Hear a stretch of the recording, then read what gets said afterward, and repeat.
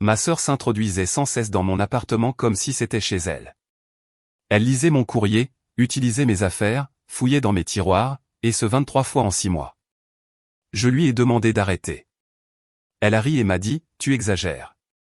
Alors, j'ai déménagé discrètement. Une semaine plus tard, l'alarme s'est déclenchée à 3 heures du matin. C'est à ce moment-là que tout a changé.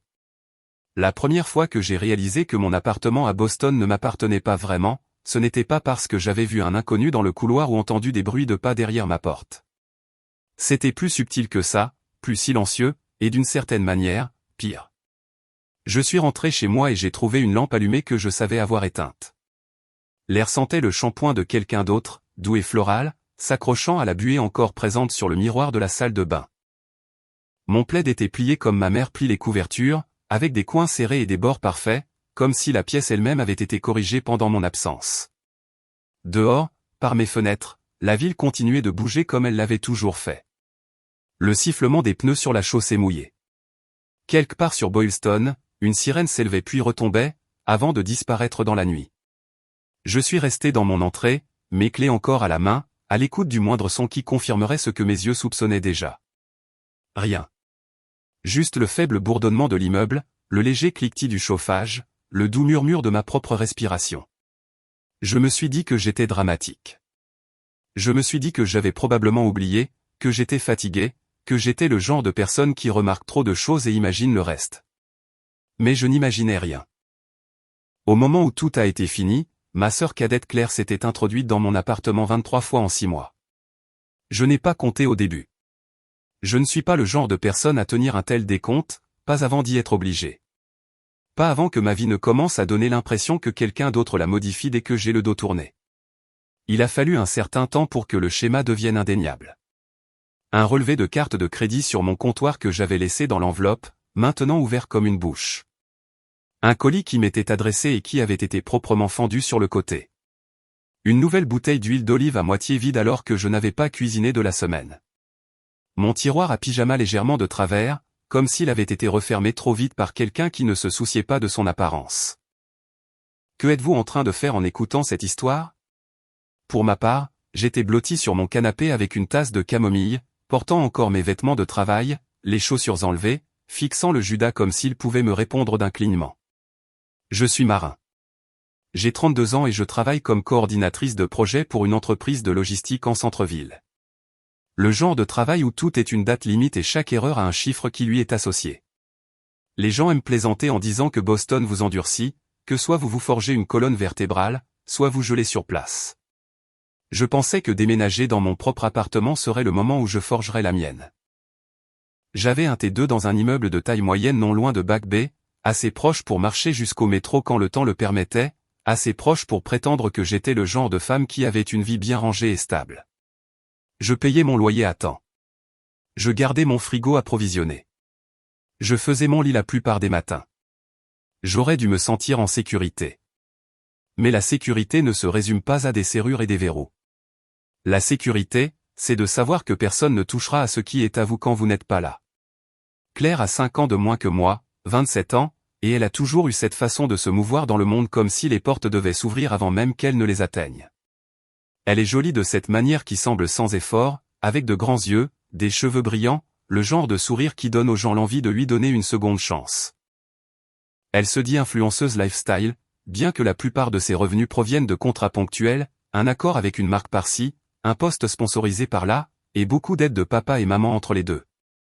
C'est aussi le genre de personne qui peut faire en sorte que n'importe quel espace lui appartienne en quelques minutes. Elle ne demande pas. Elle suppose. Elle ne s'excuse pas. Elle en rit et vous fait sentir coincé d'avoir remarqué. La première fois qu'elle est entrée, elle n'a même pas fait semblant d'être discrète. Je suis rentré du travail et je l'ai trouvée assise en tailleur sur mon tapis, mon ordinateur portable ouvert, mon chargeur branché au mur, ma tasse à la main. Elle a levé les yeux comme si c'était moi qui l'avais surprise. Oh, bien, a-t-elle dit, comme si j'étais en retard à une réunion. Je commençais à m'ennuyer. Je me souviens l'avoir regardée, clignant des yeux, tenant toujours mon sac, pensant encore à l'email que je devais envoyer avant le matin. « Claire, comment es-tu entrée ?» Elle a haussé les épaules d'un petit geste. Maman m'a donné le double. Bien sûr qu'elle l'avait fait. J'ai essayé de garder ma voix calme. Tu ne peux pas simplement entrer quand tu veux. Elle a levé les yeux au ciel et a fait un geste de la main vers la pièce. Ce n'est pas comme si j'étais une inconnue. Je suis ta sœur. En plus, tu travailles trop. Tu es toujours seule. C'est triste. Elle a dit que c'était triste, comme si elle me diagnostiquait, comme si être seule dans ma propre maison était un symptôme. Et le truc, c'est qu'une partie de moi voulait encore être la personne raisonnable. La personne mature. Je me suis dit qu'elle était juste claire. Je me suis dit que je pourrais régler ça avec une simple conversation. Alors j'ai appelé maman ce soir-là. J'ai dit, maman, j'ai besoin que tu reprennes la clé de rechange à Claire. Elle ne peut pas entrer dans mon appartement sans demander. Maman a soupiré comme si je lui avais demandé de refinancer une maison. Marin, ma chérie, c'est la famille. Elle voulait probablement juste prendre de tes nouvelles. Prendre de mes nouvelles. J'ai goûté ces mots comme s'ils étaient amers. Elle utilisait mes affaires. Maman a fait ce petit bruit doux qu'elle fait quand elle est sur le point de transformer mes sentiments en quelque chose d'incommode. Tu as toujours été sensible. Claire essaie juste d'être proche de toi. J'ai regardé ma table basse. Il y avait une trace de mascara sur une serviette, noire et négligente. Claire n'avait pas juste été proche de moi. Elle avait été à l'intérieur de mon espace, à l'intérieur de ma vie, laissant des empreintes que je ne pouvais pas effacer. Puis papa est venu au téléphone un instant, parce que maman met toujours papa au téléphone comme si c'était un moyen de sceller la conversation. Il n'a pas dit grand-chose. Il ne le fait jamais. Marin, a-t-il dit, maintiens la paix. Ta mère a raison. Claire, c'est la famille. Maintiens la paix. C'est drôle comme cette phrase signifie toujours la même chose. Ça veut dire que je dois ravaler mon inconfort pour que personne d'autre n'ait à se sentir mal à l'aise. Après ça, les visites ont cessé d'être occasionnelles. Elles se sont transformées en autre chose. Quelque chose qui ressemblait à de la possession. Un après-midi, je suis rentré à la maison et mon courrier était empilé proprement sur le comptoir de ma cuisine. Pas comme je le laisse. Je le laisse en éventail désordonné parce que je suis toujours pressé. L'enveloppe du dessus, une lettre de la banque, avait été ouverte et soigneusement refermée. Le bord était encore rugueux là où la colle n'avait pas complètement pris. Mon estomac s'est glacé, comme ça arrive quand on réalise qu'une limite a déjà été franchie et qu'on ne trouve que maintenant l'empreinte. Je suis resté là, à fixer cette enveloppe, essayant de décider si je surréagissais, comme tout le monde me le disait toujours. Je me suis dit que je l'avais peut-être ouverte et oubliée. Peut-être que je perdais la tête. Puis j'ai vu la deuxième enveloppe. Une facture médicale. Ouverte aussi. La troisième, un prospectus, intact. Claire avait choisi. Elle avait lu ce qui comptait. Un autre jour, c'était les tiroirs de ma commode. Je connais mes tiroirs. Je connais la façon dont mes pulls sont rangés, pliés en piles douces, et la façon dont mon tiroir à chaussettes est bourré de paires dépareillées parce que je n'ai jamais la patience de les trier. Je suis rentré à la maison et j'ai trouvé mon tiroir à lingerie légèrement trop enfoncé. Le coin d'une bretelle de soutien-gorge était coincé dans l'interstice comme s'il essayait d'appeler à l'aide. Rien ne manquait. C'était presque pire. Ça signifiait qu'elle ne volait pas. Elle cherchait. Elle me rappelait qu'elle pouvait le faire. Puis c'était la cuisine. Les épices réarrangées. Mon huile d'olive déplacée de l'arrière vers l'avant. Ma tasse préférée, celle avec le bord ébréché que je garde parce qu'elle donne au thé un goût de réconfort, posée dans l'évier avec du rouge à lèvres sur le bord. Claire ne boit pas de thé. Claire boit du café glacé et appelle ça une personnalité. Chaque fois, je ressentais la même lente montée de panique. Pas une panique bruyante. Une panique prudente. Le genre qui s'installe dans votre poitrine et vous fait marcher dans votre propre maison comme si vous dérangiez quelqu'un d'autre. J'ai commencé à me tester, comme une personne qui ne peut pas faire confiance à sa propre mémoire. Je laissais un stylo sur mon bureau sous un certain angle. Je plaçais un élastique à cheveux sur le comptoir de la salle de bain. Je glissais un reçu dans un livre de cuisine. Et puis je rentrais à la maison et je trouvais le stylo déplacé, l'élastique disparu, le reçu posé sur le livre de cuisine comme si quelqu'un avait voulu que je le remarque. Ce n'était pas seulement que Claire entrait. C'était qu'elle voulait que je sache qu'elle était passée. Le pire, c'était la facilité avec laquelle elle faisait paraître les choses quand je la confrontais. Je l'ai surprise un soir alors qu'elle entrait pendant que j'étais à la maison. Je me tenais dans le couloir en chaussettes, mon cœur battant déjà la chamade avant même que la serrure ne clique, parce que mon corps apprenait la peur comme il apprend le temps qu'il fait. Elle est entrée avec un sac fourre-tout et un grand sourire. « Salut », a-t-elle dit. « J'ai apporté ma ring light. J'ai besoin de ta fenêtre pour une séance photo. Ton appart a une meilleure lumière que le mien. Tu ne peux pas continuer à faire ça, ai-je dit. Ma voix m'a surprise.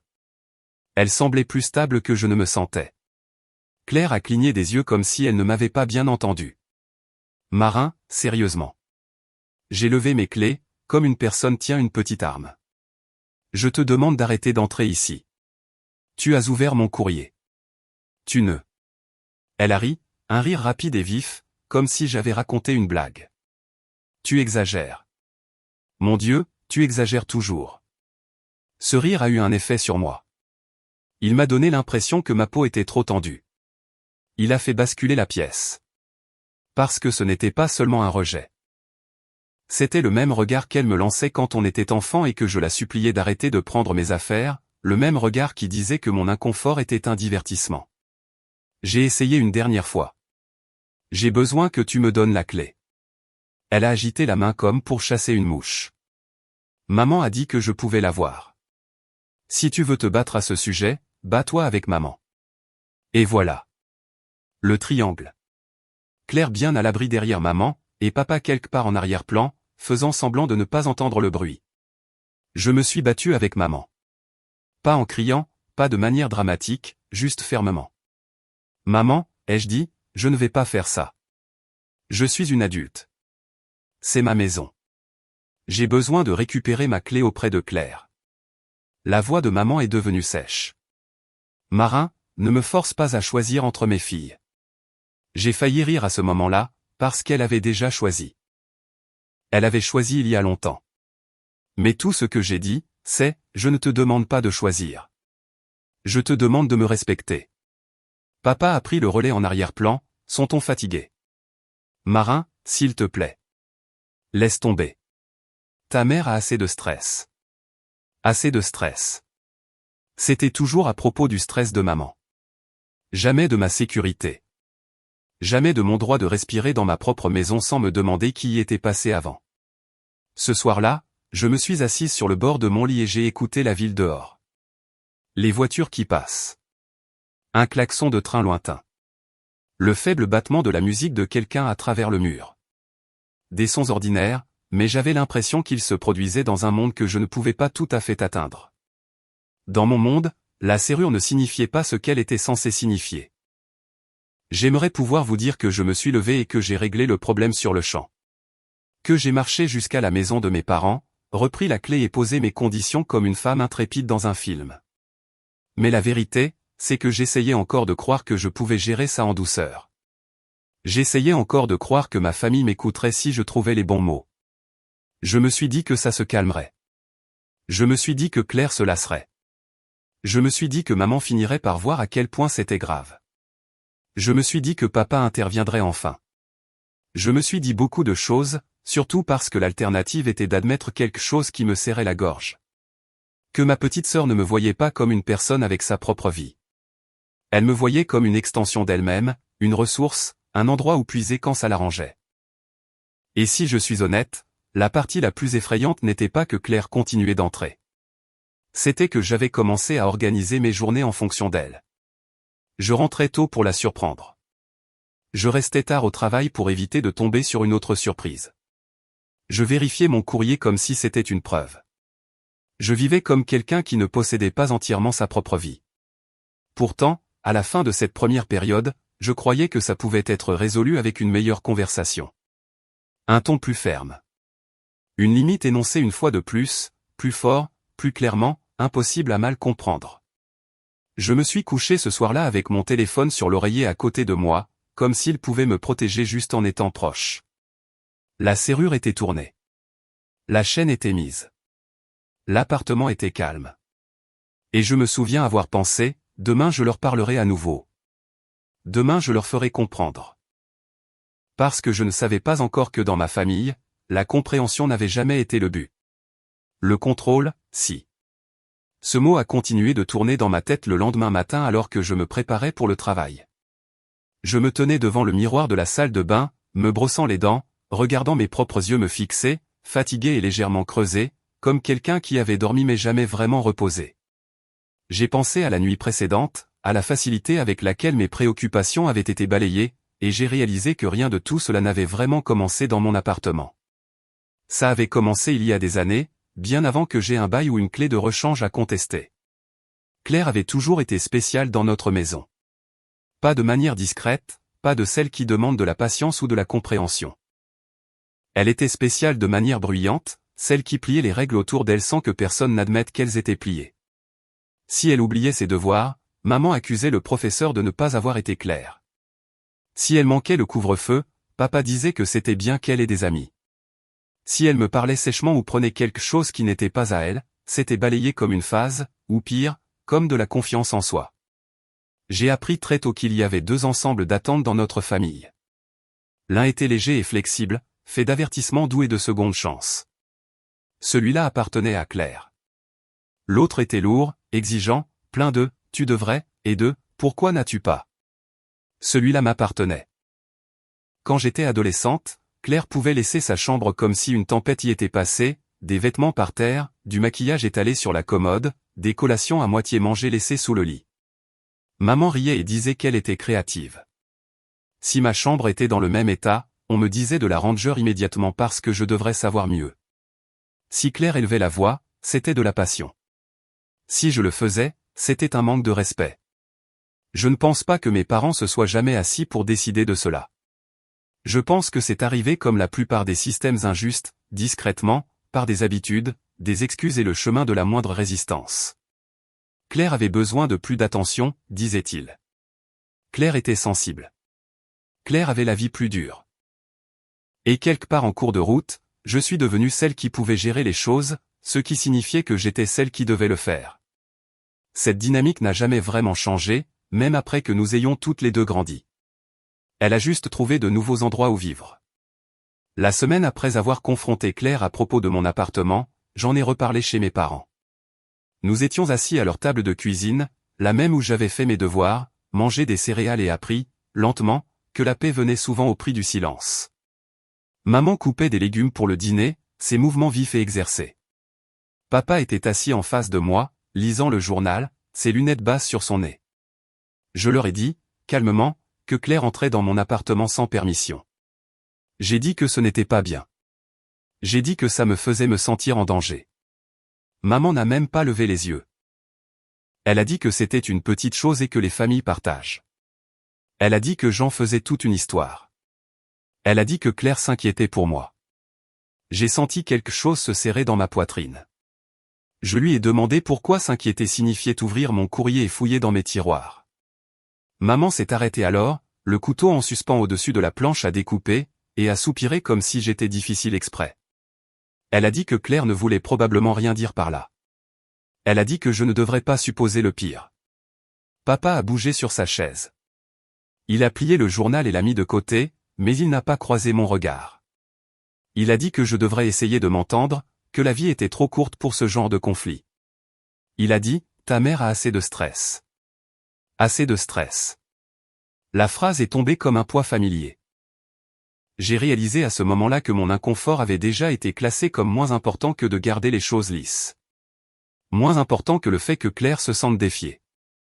Moins important que le fait que maman doive admettre quelque chose d'inconfortable sur la façon dont elle nous avait élevés. En rentrant chez moi ce soir-là, j'ai repassé la conversation dans ma tête, comme on repasse quelque chose qu'on aurait aimé gérer différemment. J'ai pensé à toutes les fois où on m'avait dit d'être la plus intelligente, de laisser tomber, de comprendre. La compréhension, dans ma famille, a toujours coulé dans une seule direction. J'ai décidé d'essayer quelque chose de pratique. Quelque chose de simple. Si les mots ne fonctionnaient pas, peut-être que les actions le feraient. Le lendemain matin, j'ai appelé un serrurier pendant ma pause déjeuner. J'ai pris une demi-journée de congé et je l'ai rencontré à mon appartement. C'était un homme calme avec des mains rugueuses et un visage gentil, le genre de personne qui ne pose pas de questions à moins qu'on ne lui offre des réponses. Il a changé la serrure en moins d'1 heure.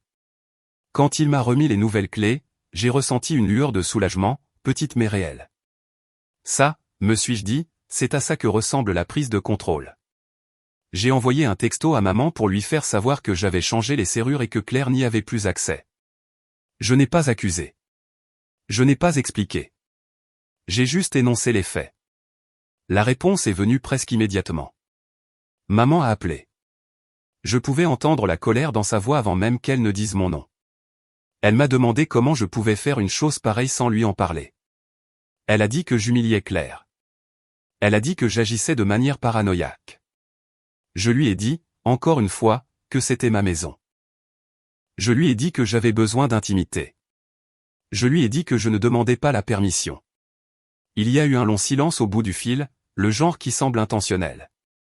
Puis elle a dit qu'elle ne pouvait pas croire que je tournais le dos à ma famille. Elle a dit que Claire était blessée. Elle a dit que je rendais les choses plus difficiles qu'elles ne devaient l'être. Papa a pris le téléphone alors. Sa voix était plus calme, presque suppliante. Il a dit, Marin, s'il te plaît. Tu sais comment est ta mère. Donne-lui juste la clé pour les urgences. Les urgences. Je lui ai demandé quel genre d'urgence nécessitait que Claire ouvre mes relevés bancaires. Il n'a pas répondu à ça. Il a juste répété que je ne devrais pas faire de cette affaire un problème plus grand qu'il ne l'était. J'ai raccroché, me sentant tremblante, mais aussi étrangement lucide. Pour la première fois, j'avais fait quelque chose de concret pour me protéger. Je me suis dit qu'une fois le choc initial passé, tout le monde se calmerait. Je me suis dit que cela remettrait les choses à plat. Ce ne fut pas le cas. 2 jours plus tard, je suis rentré du travail et j'ai trouvé Claire assise sur mon canapé comme si de rien n'était. Elle a levé les yeux de son téléphone et a souri. Avant même que je puisse demander comment elle était entrée, elle a brandi un morceau de métal familier. La clé de rechange. Ma clé de rechange. Maman me l'a rendue, a-t-elle dit. Tu avais oublié qu'elle en avait une aussi. J'ai senti une bouffée de chaleur monter à mon visage, la colère et l'incrédulité s'en mêlant. J'ai demandé à Claire pourquoi elle pensait que c'était normal. Elle a haussé les épaules, complètement imperturbable. Parce que ce n'est pas grave. Maman a dit que tu étais dramatique. Papa a dit que tu t'en remettrais. Et voilà. Le manuel de règles, énoncé à voix haute enfin. Mes limites étaient facultatives. Mes sentiments étaient négociables. Et Claire avait reçu l'autorité de décider de l'un et de l'autre. J'ai appelé maman sur le champ, debout dans mon salon pendant que Claire regardait, amusée. Je lui ai demandé pourquoi elle avait rendu la clé. Maman ne l'a pas nié. Elle a dit qu'elle n'allait pas me laisser exclure Claire. Elle a dit que c'était injuste. Elle a dit qu'elle savait ce qui était le mieux. Je lui ai dit qu'elle n'avait plus à décider de ça. Sa voix s'est durcie. Elle a dit que si je continuais à agir comme ça, j'allais déchirer la famille. Cette phrase m'est restée longtemps après la fin de l'appel. Parce qu'elle plaçait toute la responsabilité sur mes épaules, comme si le problème n'était pas le comportement, mais mon refus de le tolérer. Comme si l'harmonie n'existait que lorsque je restais silencieuse. Claire est finalement partie ce soir-là, non pas parce qu'elle avait compris, mais parce qu'elle s'ennuyait. Elle m'a embrassé sur la joue en sortant et m'a dit de me détendre. Elle a dit que je m'inquiétais trop. Après son départ, je me suis assise seule sur mon canapé et j'ai regardé autour de mon appartement, vraiment regardé. Les meubles que j'avais choisis. Les photos au mur. Le calme qui s'installait une fois la porte fermée. Cet espace était censé être la preuve que j'étais entré dans ma propre vie. Au lieu de cela, il semblait me rappeler avec quelle facilité on pouvait me le prendre. Ce soir-là, je suis resté au lit à écouter les bruits de l'immeuble, chaque pas dans le couloir faisant sursauter mon cœur. J'ai réalisé que je n'étais plus seulement mal à l'aise. J'étais sur le qui-vive dans un endroit qui était censé m'abriter. Le plus difficile était d'admettre ce que cela signifiait. Cela signifiait que le problème était plus grand que Claire. Cela signifiait que l'appartement n'était que la dernière scène d'un schéma familial qui durait depuis des décennies. Un schéma où un enfant était protégé à tout prix, et l'autre était censé absorber les dégâts en silence. En fixant le plafond, j'ai senti quelque chose changer en moi. Pas encore de résolution, pas une colère assez vive pour agir. Juste une lourde compréhension qui s'installait. Ce n'était pas à propos d'une clé. C'était à propos d'un manuel de règles que je n'avais jamais accepté, un manuel qui disait que mes besoins passaient en second, et que mon espace était toujours sujet à négociation. Et pour la première fois, je me suis demandé ce qui se passerait si j'arrêtais complètement de jouer selon ces règles. Je ne connaissais pas encore la réponse. Mais je savais, avec une clarté qui rendait le sommeil impossible, que rien ne changerait si je ne changeais pas. Je me suis demandé ce qui se passerait si j'arrêtais complètement de jouer selon ces règles. Cette question m'a accompagné toute la semaine suivante alors que je préparais une petite valise pour un voyage d'affaires. Rien de dramatique, juste quelques jours hors de la ville pour un examen logistique avec l'un de nos partenaires régionaux. J'avais fait des voyages comme celui-ci des dizaines de fois auparavant, des vols rapides, des chambres d'hôtel qui sentaient toutes légèrement le nettoyant à tapis et le café, des journées passées dans des salles de conférence sans fenêtre à discuter de calendrier et d'expédition. Normalement, voyager me procurait un sentiment de soulagement. La distance de la maison signifiait la distance de l'attention. Cette fois, j'ai hésité avant de fermer ma valise. Je me suis tenu dans ma chambre et j'ai regardé autour de moi, vérifiant les tiroirs, redressant des choses qui n'avaient pas besoin d'être redressées, comme le font les gens lorsqu'ils essaient de se convaincre qu'ils ont le contrôle. J'ai débranché mon ordinateur portable.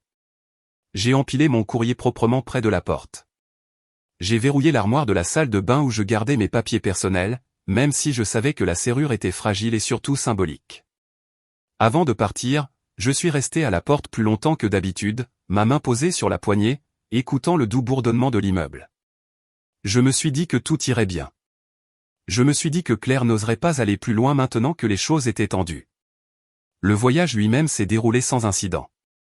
Les réunions se sont enchaînées. Les gens parlaient d'efficacité et de marge, de problèmes qui pouvaient être résolus avec des feuilles de calcul et de la patience. La nuit, je restais dans mon lit d'hôtel à faire défiler mon téléphone, regardant à moitié les nouvelles, à moitié le plafond. J'ai vérifié mon application de sécurité d'appartement plus de fois que je ne veux l'admettre, rafraîchissant l'écran même s'il n'affichait rien d'autre que le voyant vert fixe qui signifiait aucune alarme, aucun mouvement détecté. Pourtant, quelque chose n'allait pas dans ma poitrine, une basse pression constante que je ne pouvais pas nommer. La deuxième nuit, mon téléphone a vibré avec un message de Rachel. Elle m'a demandé comment se passait le voyage et m'a dit qu'elle espérait que je me reposais un peu. J'ai répondu que tout allait bien, que j'étais occupé mais que c'était gérable. Je ne lui ai pas parlé du nœud dans mon estomac. Je ne voulais pas paraître paranoïaque. Je ne voulais pas être la personne qui s'attendait toujours au pire. Ce n'est que le matin de mon retour que j'ai senti le changement.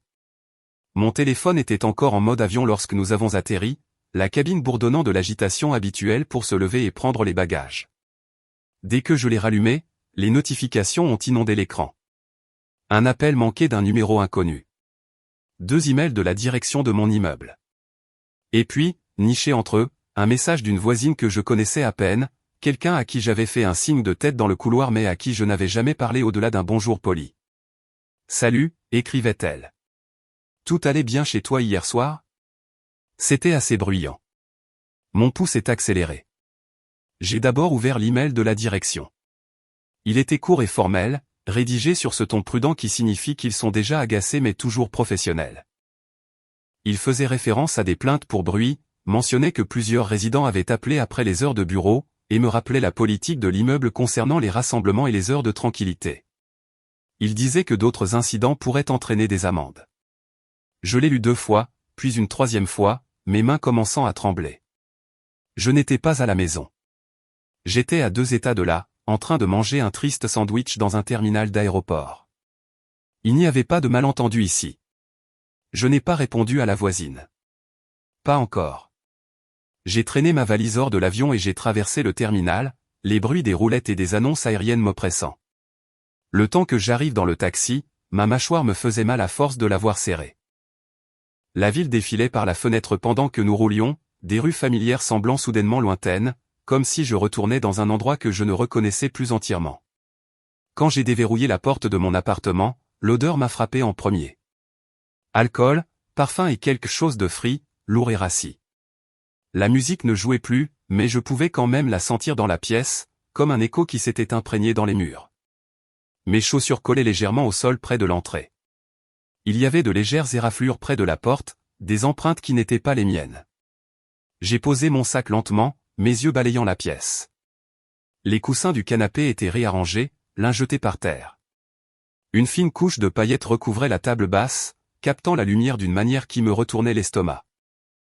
Des gobelets vides encombraient le comptoir, certains avec des traces de rouge à lèvres qui n'étaient pas de la couleur de Claire, d'autres avec des noms écrits au marqueur. Quelqu'un avait déplacé mes plantes pour faire de la place, les poussant vers la fenêtre comme une arrière-pensée. Je suis allé dans la cuisine et j'ai ouvert le réfrigérateur. Il était presque vide. La nourriture que j'avais achetée avant de partir avait disparu, remplacée par des contenants à moitié finis et des boîtes à emporter fourrées sans couvercle. J'ai refermé la porte avec précaution, craignant que si je la claquais, quelque chose en moi ne se brise en même temps que le son. Dans la salle de bain, une serviette que je ne reconnaissais pas était suspendue de travers sur le porte-serviette. Mon porte-savon était maculé de maquillage. Dans la chambre, mon lit avait été utilisé. Pas pour dormir soigneusement, mais pour s'y étaler, la couette tordue et tirée comme si elle avait fait partie de la fête. Je suis resté là un long moment, les mains serrées en poing, la respiration courte, me sentant comme si j'étais entré sur les lieux d'une effraction que personne ne prendrait au sérieux parce que rien d'évident n'avait été volé. Mon téléphone a vibré dans ma main. Une notification des réseaux sociaux. Je l'ai ouverte sans réfléchir. Et voilà. Une vidéo postée sur le compte de Claire. La caméra balayait mon salon, lumière tamisée, musique entraînante, des gens riant et levant leurs verres. La légende disait quelque chose de léger sur le fait d'accueillir des amis chez moi, avec un emoji cœur et un tag de localisation qui n'était pas le mien mais assez proche pour que quiconque me connaissant le reconnaisse. Dans les commentaires, les gens plaisantaient sur la chance qu'elle avait d'avoir un si bel espace. Quelqu'un a demandé si elle venait d'emménager. Claire a répondu avec un smiley rieur et a dit quelque chose sur le fait d'avoir enfin un endroit qui lui ressemblait. Mes mains sont devenues engourdies. J'ai regardé la vidéo à nouveau, plus lentement cette fois. J'ai vu mon canapé, mon tapis, ma lampe. J'ai vu des inconnus danser là où je m'asseyais habituellement avec un livre après le travail. Mon appartement était devenu un décor, un accessoire dans l'histoire de quelqu'un d'autre, dépouillé de tout lien avec moi. J'ai appelé Claire. Elle a décroché à la deuxième sonnerie, sa voix vive et décontractée, comme si nous prenions des nouvelles autour d'un café. « Salut. Que as-tu fait dans mon appartement hier soir ?» ai-je demandé. Ma voix semblait lointaine, comme si elle appartenait à quelqu'un d'autre. Elle a ri. « Détends-toi. On a juste invité quelques personnes. » Quelques personnes. Je lui ai parlé de l'email de la direction. Je lui ai parlé des plaintes. Je lui ai dit que je pouvais recevoir une amende. Elle a soupiré, de manière exagérée, comme si je l'ennuyais. Oh mon Dieu, Marin. C'était une seule nuit. Tout le monde s'amusait. Tu devrais être reconnaissante que ton appart soit assez sympa pour accueillir des gens. Je lui ai dit qu'elle n'avait aucun droit. Je lui ai dit qu'elle avait dépassé les bornes. Elle m'a coupé. Tu es dramatique. C'est du bon contenu. Les gens ont adoré. Du bon contenu. J'ai regardé le désordre autour de moi, les bouteilles vides et les paillettes sur ma table, et j'ai senti quelque chose de froid s'installer dans ma poitrine. Ce n'était pas seulement de la négligence. C'était un sentiment de droit. C'était la supposition que mon espace existait pour servir ses besoins, son image, son public. J'ai raccroché avant de dire quelque chose que je ne pourrais pas retirer. Maman a appelé quelques minutes plus tard, parce que bien sûr qu'elle l'avait fait. Elle avait vu la vidéo. Elle m'a dit que je ne devrais pas être si contrarié. Elle a dit que Claire s'amusait juste. Elle a dit que l'immeuble avait surréagi. Je lui ai dit que la direction avait envoyé un avertissement formel. Je lui ai dit que mes voisins étaient en colère. Maman a refait ce bruit, celui qui signifiait qu'elle était sur le point de tout arranger à mes dépens. Eh bien, a-t-elle dit, peut-être que la prochaine fois, tu pourrais expliquer tes règles plus clairement à Claire. La prochaine fois. Comme si c'était un problème d'organisation. Papa n'a pas appelé. Il ne le faisait jamais quand les choses étaient inconfortables. Je pouvais l'imaginer assis dans son fauteuil, entendant maman parler, décidant que le silence était plus facile que d'intervenir. Après avoir raccroché, je me suis assise sur le bord de mon lit et j'ai regardé la pièce, vraiment regardé. Je me sentais violé d'une manière que je ne pouvais pas tout à fait expliquer. Pas seulement à cause du désordre, mais à cause de ce qu'il représentait. Ma maison avait été transformée en scène, un lieu de performance et d'approbation, un décor pour la version du succès de quelqu'un d'autre. J'ai passé le reste de la soirée à nettoyer. Non pas parce que cela améliorait les choses, mais parce que c'était quelque chose que je pouvais faire. J'ai jeté des gobelets, essuyé les comptoirs et lavé les draps. Chaque petite tâche me donnait l'impression de reconquérir un centimètre carré de territoire, même si je savais que le problème plus vaste restait intact. Quand je me suis finalement assise, épuisée, j'ai vérifié les commentaires sur la vidéo de Claire une dernière fois. Quelqu'un avait écrit à quel point il était jaloux. Quelqu'un d'autre a demandé quand aurait lieu la prochaine fête. Claire les avait tous aimés. J'ai verrouillé mon téléphone et je me suis adossé au canapé, fixant le plafond. L'immeuble était calme maintenant, mais il ne semblait pas paisible. Il semblait vigilant. C'est cette nuit-là que j'ai compris quelque chose que j'avais évité.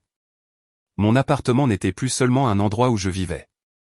Il était devenu un symbole, un trophée, un outil. Et tant que Claire le verrait de cette façon, rien de ce que je dirais n'aurait d'importance. Je me suis couché avec les lumières éteintes et la porte verrouillée, écoutant les sons lointains de Boston s'endormant. Mon corps était fatigué, mais mon esprit ne ralentissait pas. Je n'arrêtais pas de rejouer la vidéo, les commentaires, la manière décontractée dont Claire avait balayé les conséquences. Quelque part entre minuit et le matin, une pensée s'est formée avec une clarté qui m'a surprise. Si ma maison pouvait être transformée en sa scène si facilement, alors rester ne me protégeait pas. C'était l'encourager. Je ne savais pas encore ce que j'allais faire. Je savais juste que quoi qu'il arrive ensuite, il faudrait changer complètement les règles. Et pour la première fois, je n'avais pas peur de cette idée. Ce sentiment est resté avec moi les jours suivants, calme et constant, comme si quelque chose de nouveau avait pris racine. Je suis retourné au travail, j'ai répondu aux emails, j'ai assisté à des réunions, mais mon esprit revenait sans cesse à la même prise de conscience. Claire n'était pas seulement négligente. Elle construisait quelque chose par-dessus ma vie, couche par couche, et elle n'y voyait rien de mal. J'ai découvert Jared par accident. Maman m'a appelé un après-midi alors que je préparais le dîner, la poêle sifflant doucement alors que les oignons touchaient l'huile chaude. Sa voix avait ce ton léger, presque excité, qu'elle prend quand elle pense avoir de bonnes nouvelles. Elle m'a dit que Claire voyait quelqu'un de nouveau. Il s'appelait Jared. Il travaillait dans l'analyse immobilière, a-t-elle dit, et sa famille était très aisée. Elle l'a dit comme si c'était important, comme si ça expliquait quelque chose d'important. J'ai hoché la tête même si elle ne pouvait pas me voir. J'ai demandé depuis combien de temps ils étaient ensemble. Maman a dit pas longtemps, mais c'était sérieux. Elle a dit que Claire essayait vraiment cette fois. Essayer quoi? Je n'ai pas demandé. Je connaissais déjà la réponse. Puis maman a ajouté quelque chose qui a figé ma main au-dessus de la cuisinière. Elle a dit que Jared adorait l'appartement de Claire. Elle a dit qu'il trouvait impressionnant que Claire ait réussi à acheter un appartement à Boston à son âge. La pièce est devenue silencieuse, à l'exception du brûleur. Je l'ai baissé lentement. J'ai demandé à maman ce qu'elle voulait dire. Elle a hésité, juste un temps de trop. Puis elle a dit que Claire avait dit à Jared que l'appartement était à elle. Elle a dit que c'était juste une petite exagération. Elle a dit qu'il n'y avait pas de mal à ça. Elle m'a dit de ne pas en faire toute une histoire et de ne pas embarrasser Claire. Ne pas l'embarrasser. Les mots ont pesé lourd dans ma poitrine. J'ai demandé à maman si elle avait corrigé Claire. Si elle lui avait dit que mentir comme ça n'était pas bien. Maman a soupiré et a dit que Claire était peu sûre d'elle. Elle a dit que Claire avait besoin de se sentir stable. Elle a dit que les hommes comme Jared attendaient certaines choses. Elle m'a dit que je devrais comprendre. Comprendre. Encore ce mot. Toujours dirigé vers moi. Je suis resté là, dans ma cuisine, à regarder la vapeur s'élever de la poêle, et j'ai senti quelque chose se mettre en place. Les fêtes, les vidéos, la façon dont Claire se déplaçait dans mon appartement comme si c'était une salle d'exposition. Il ne s'agissait pas seulement de s'amuser. Il s'agissait de créer une image. Ma maison n'était pas seulement un lieu de rencontre. C'était une preuve.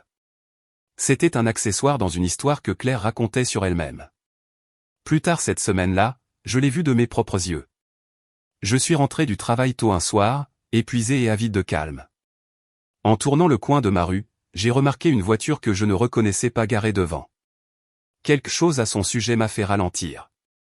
Elle était propre et avait l'air chère, le genre de voiture qui suggère un entretien soigné et de l'argent qui n'a pas besoin de s'annoncer. Quand je suis entré dans l'immeuble, j'ai entendu des voix venant de mon appartement. Des rires, bas et facile. J'ai hésité devant ma porte, ma main planant au-dessus de la poignée. Un instant, j'ai envisagé de faire demi-tour, de me donner plus de temps pour me préparer. Puis je me suis rappelé que c'était ma maison. J'ai ouvert la porte. Claire était là, bien sûr, perchée sur mon canapé comme si elle y appartenait. À côté d'elle était assis un homme que je n'avais jamais vu auparavant. Il s'est levé dès que je suis entré, grand, bien habillé, confiant comme le sont les gens qui n'ont jamais eu à douter de leur place dans une pièce. Claire rayonnait. « Marin » a-t-elle dit, comme si c'était une surprise. « Voici Jared. » Il m'a souri, poli mes évaluateurs, ses yeux se déplaçant rapidement sur l'espace, puis de nouveau sur mon visage. Il a dit qu'il était ravi de me rencontrer. Il a dit que Claire lui avait tant parlé de l'appartement. L'appartement. Pas mon appartement. Juste l'appartement, comme s'il existait indépendamment de moi. J'ai forcé un sourire et j'ai hoché la tête. J'ai dit bonjour. Je ne l'ai pas corrigé. Pas encore. Je ne savais pas comment, pas à ce moment-là, avec Claire qui me regardait de si près. Claire s'est lancée dans une histoire sur la difficulté de trouver un endroit en ville, sur la compétitivité du marché, sur la fierté qu'elle avait de ce qu'elle avait réussi à faire. Elle a fait des gestes dans la pièce en parlant, montrant les caractéristiques que j'avais choisies, les meubles pour lesquels j'avais économisé, les détails qui contenaient des morceaux de ma vie. Jared écoutait attentivement, impressionné, posant des questions sur la superficie et l'emplacement. Je suis resté là, me sentant étrangement invisible. C'était comme regarder quelqu'un d'autre raconter ma vie pendant que je planais sur les bords, réduite à un rôle de soutien dans mon propre espace. À un moment donné, Jared s'est tourné vers moi et m'a demandé depuis combien de temps je vivais là. La question était simple, innocente. Les yeux de Claire se sont tournés vers moi, vifs et avertisseurs. J'ai répondu avec précaution. J'ai dit que j'étais là depuis un certain temps. J'ai dit que j'adorais le quartier. J'ai dit que c'était pratique pour le travail. Claire a immédiatement sauté sur l'occasion, comblant le silence. Elle a parlé de comment elle avait toujours su qu'elle voulait vivre à Boston, comment elle avait travaillé si dur pour y arriver. Jared a hoché la tête, clairement impressionné. Il a dit que c'était rafraîchissant de rencontrer quelqu'un de si motivé. Motivé. J'ai failli rire. Après leur départ ce soir-là, je me suis assise seule sur le canapé et j'ai laissé le calme s'installer à nouveau. J'ai repassé la soirée dans ma tête, chaque regard, chaque mot soigneusement choisi. Claire n'avait pas seulement menti. Elle avait tissé le mensonge dans quelque chose de plus grand, quelque chose qui nécessitait mon silence pour survivre. J'ai rappelé maman, même si une partie de moi savait déjà comment ça se passerait. Je lui ai raconté ce qui s'était passé. Je lui ai dit que Claire avait présenté mon appartement comme le sien, juste devant moi. La réponse de maman a été immédiate et sèche. Elle m'a demandé pourquoi je ne pouvais pas simplement laisser Claire avoir ça. Elle a dit que Claire avait enfin quelque chose qui marchait pour elle. Elle a dit que je n'avais pas besoin de tout corriger. Je lui ai demandé pourquoi il était de ma responsabilité de soutenir un mensonge qui m'effaçait. Maman a dit que j'étais égoïste. Elle a dit que Jared n'avait pas besoin de connaître tous les détails. Elle a dit que je ne devrais pas interférer. Papa était de nouveau en arrière-plan, sa voix lointaine. Il m'a dit de laisser tomber. Il a dit que ça ne causerait que des problèmes. Il a dit que Claire s'en lasserait. S'en lasserait. Claire avait 27 ans, et mes parents la protégeaient encore des conséquences de ses choix. J'ai raccroché, me sentant vide. C'était une chose d'avoir mon espace envahi. C'en était une autre d'avoir mon identité tranquillement réécrite pour que quelqu'un d'autre paraisse mieux. Au cours des semaines suivantes, le schéma est devenu plus clair. Claire amenait Jared plus souvent. Elle traitait mon appartement comme une salle d'exposition, rangeant avant son arrivée, allumant des bougies, ouvrant les fenêtres. Elle a posté plus de vidéos, plus de photos, soigneusement recadrées pour montrer juste assez de l'espace pour vendre l'histoire qu'elle racontait. Les commentaires affluaient, pleins d'admiration et d'envie. Chaque fois, je me sentais rétrécir un peu. Non pas parce que je croyais au mensonge, mais parce que tout le monde autour de moi semblait l'accepter comme inoffensif. Comme nécessaire. Comme quelque chose que je devrais tolérer pour la paix. J'ai commencé à remarquer les fissures dans la confiance de Claire, aussi. La façon dont elle vérifiait les réactions de Jared. La façon dont elle riait trop fort à ses blagues. La façon dont elle mentionnait sa famille, ses relations, ses attentes. Elle construisait une version d'elle-même qu'elle pensait qu'il respecterait, et mon appartement en était la fondation. Un soir, après le départ de Jared, je l'ai confrontée tranquillement. Je lui ai dit qu'elle ne pouvait pas continuer à dire aux gens que l'appartement était à elle. Je lui ai dit que c'était mal. Elle m'a regardé comme si je l'avais trahi. Elle m'a demandé pourquoi j'essayais toujours de la faire paraître mauvaise. Elle a dit que je ne comprenais pas comment les choses fonctionnaient. Elle a dit que si je tenais à elle, je l'aiderais. L'aider à mentir. L'aider à grimper. L'aider à mes dépens. C'est à ce moment-là que j'ai finalement compris. Il ne s'agissait pas d'un malentendu ou d'un manque de limite. Il s'agissait de pouvoir. D'image. De qui avait le plus d'importance. Je me suis couché ce soir-là avec une lourdeur que je ne pouvais pas secouer. L'appartement était calme, mais il ne me semblait plus être un refuge. Il ressemblait à un décor de théâtre entre les représentations, attendant le prochain acte. En fixant le plafond, j'ai réalisé quelque chose qui m'a serré la poitrine. Si Claire était prête à m'effacer pour impressionner un homme qu'elle connaissait à peine, alors cela n'allait jamais s'arrêter tout seul. Et quoi qu'il arrive ensuite, ça allait blesser quelqu'un. Je ne savais juste pas encore qui ce serait. C'est arrivé un mercredi, le genre de jour de semaine qui semble généralement oubliable. Ciel gris, trottoirs humides, l'air sentant la pluie qui ne pouvait pas se décider. Le travail m'a laissé partir tôt parce qu'un appel client a été reporté, et j'aurais dû me sentir chanceuse. Au lieu de cela, j'ai ressenti cette traction familière dans mon estomac, cette terreur silencieuse qui avait commencé à vivre sous mes côtes depuis que Claire avait commencé à traiter ma maison comme une ressource familiale partagée.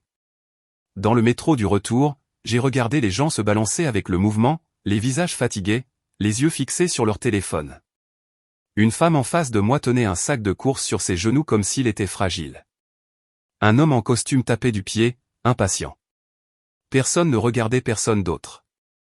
Boston a cette façon de vous faire sentir entouré et seul en même temps. Je n'arrêtais pas de penser à mon appartement, à savoir si les lumières seraient allumées, si quelque chose d'autre aurait été déplacé. J'ai essayé de me dire que j'étais dramatique, mais ce mensonge avait commencé à avoir un goût rassis. Quand je suis arrivé à mon immeuble, le hall était calme. La réception était occupée, un jeune homme que je reconnaissais de vue mais pas de nom. Il a hoché la tête en passant, comme s'il m'avait vu 100 fois. J'ai attendu l'ascenseur et j'ai regardé mon reflet dans les portes en métal brossé. Mes cheveux étaient attachés en arrière, mon manteau humide aux épaules, mon visage paraissant plus vieux que 32 ans sous l'éclairage cru du hall. Je ressemblais à quelqu'un qui aurait dû avoir sa vie sous contrôle. Le trajet en ascenseur semblait trop lent. Le bourdonnement du moteur, la douce musique diffusée, l'odeur du parfum de quelqu'un d'autre persistant d'une heure plus tôt. Quand je suis sorti à mon étage, j'ai remarqué quelque chose de petit qui a ralenti mes pas. Une légère éraflure près de ma porte, assez fraîche pour capter la lumière. Comme si quelqu'un avait bougé ses pieds là, attendant, faisant les 100 pas, ou hésitant. Je me suis dit que ça pouvait être n'importe qui. Un voisin. Un livreur. Mon esprit essayait toujours d'accorder le bénéfice du doute. J'ai mis ma clé dans la serrure et je l'ai tournée. La porte s'est ouverte facilement, sans résistance, sans l'attraction d'un peine dormant complètement engagé. Ma première pensée a été que j'avais oublié de la verrouiller ce matin-là, ce qui aurait été inhabituel de ma part. Ma deuxième pensée est venue juste derrière, plus froide et plus nette. Quelqu'un d'autre l'avait déverrouillée. À l'intérieur, l'appartement était calme. Pas de musique, pas de voix. Les rideaux étaient à moitié ouverts, laissant entrer la lumière terne de l'après-midi. L'air sentait la vanille, une des bougies que Claire aimait, le genre qu'elle n'achetait jamais pour elle-même mais semblait toujours avoir quand elle était dans mon espace. Je suis entré et j'ai refermé la porte derrière moi lentement, en écoutant. Rien. Mon salon semblait presque trop bien rangé, comme si quelqu'un avait nettoyé pour des invités. Les coussins étaient gonflés d'une manière dont je ne prenais jamais la peine. Ma table basse était vide, à l'exception d'un magazine sur papier glacé auquel je n'étais pas abonné. Un vase de tulipes de supermarché bon marché était posé sur mon comptoir, encore dans son emballage plastique, comme un accessoire de décor. J'ai posé mon sac et j'ai traversé l'appartement comme on traverse un endroit qui a été touché par quelqu'un d'autre. Prudente. Alerte. Essayant de ne pas réagir trop vite. Claire n'était pas là. Cela aurait dû me soulager. Au lieu de cela, cela m'a serré l'estomac, car cela signifiait qu'elle y avait été récemment et était partie. Cela signifiait qu'elle avait arrangé mon espace dans un but qui ne nécessitait pas sa présence. Puis j'ai entendu frapper. Pas à ma porte. Au mur. Un léger coup, comme si quelqu'un testait si j'étais à la maison. Le son venait du côté du couloir, proche, et mon pouce est emballé. Je suis resté immobile, essayant de le localiser. Puis il y a eu un autre son, plus doux, le faible déclic de la clé de quelqu'un dans une serrure voisine, puis des pas sur le tapis du couloir devant ma porte. Quelques secondes plus tard, on a vraiment frappé à ma porte. Je n'ai pas bougé tout de suite. J'ai retenu mon souffle, écoutant le rythme, l'intention. C'était régulier, confiant, pas le coup hésitant d'un livreur. La personne qui était là supposait que j'allais répondre. Je me suis dirigé vers la porte et j'ai regardé par le Judas. Un homme se tenait là, grand, portant un manteau sombre qui avait l'air cher sans en avoir l'air. Ses cheveux étaient soigneusement coiffés. Il tenait son téléphone dans une main, le regardant comme s'il vérifiait un message, puis de nouveau vers ma porte. Il avait l'air agacé, pas inquiet. J'ai su qui il était avant d'ouvrir la porte. Jared. J'aurais dû la garder fermée. J'aurais dû l'ignorer. Mais une partie de moi avait besoin de voir jusqu'où le mensonge avait voyagé. J'avais besoin de savoir quel genre de personne se tiendrait à ma porte comme s'il y appartenait. Je l'ai entr'ouverte, la chaîne toujours en place, et j'ai demandé si je pouvais l'aider. Jared m'a regardé, puis au-delà de moi, comme s'il essayait de confirmer quelque chose. Ses yeux se sont rapidement déplacés par-dessus mon épaule dans mon salon, remarquant les tulipes, les coussins bien rangés, le magazine. Il a souri, mais ce n'était pas un sourire chaleureux. C'était le sourire de quelqu'un qui pensait comprendre la situation. Il a dit qu'il cherchait Claire. Je lui ai dit que Claire n'était pas là. Ses sourcils se sont légèrement levés. Pas là. Il avait l'air surpris, puis sceptique, comme si ma réponse ne correspondait pas à la version du monde qu'on lui avait donnée. Il a demandé où elle était. Je lui ai dit que je ne savais pas. Il a de nouveau jeté un coup d'œil à son téléphone, puis a relevé les yeux. Il a dit que Claire lui avait dit qu'elle serait à la maison. Il a dit qu'il avait essayé de la joindre. Il a légèrement levé son téléphone, comme si la preuve des appels sans réponse avait de l'importance. J'ai gardé ma voix calme. J'ai dit qu'elle était peut-être sortie. Jared a laissé échapper un souffle court, presque un rire. Il a dit qu'elle ne sortait jamais sans le lui dire. Il a dit qu'il devait la rencontrer ici. Ici, le mot est resté entre nous, lourd. Il s'est légèrement penché en avant, pas assez près pour briser la barrière de la chaîne, mais assez près pour que sa présence remplisse l'embrasure de la porte. Son regard s'est de nouveau posé sur moi, plus direct cette fois, et quelque chose en lui a changé. La curiosité s'est transformée en jugement. Il a demandé qui j'étais. Je lui ai dit mon nom. Marin. J'ai dit que je vivais ici. Cette dernière partie est sortie sans force, juste la vérité. Pendant une seconde, Jared a semblé confus. Comme si un dossier dans son esprit ne correspondait pas à l'étiquette. Puis la confusion s'est dissipée, remplacée par autre chose. La compréhension, suivie immédiatement par le mépris. Il a dit « Oh. Tu es sa sœur. » J'ai hoché la tête. Il a incliné la tête, ses yeux se plissant comme s'il m'étudiait. Il a demandé si j'étais la sœur dont Claire avait parlé. Celle qui n'arrivait pas à s'en sortir. Celle qui s'appuyait toujours sur Claire. Ma gorge s'est asséchée. J'ai senti mon visage devenir chaud, puis froid. Je lui ai demandé ce qu'il voulait dire.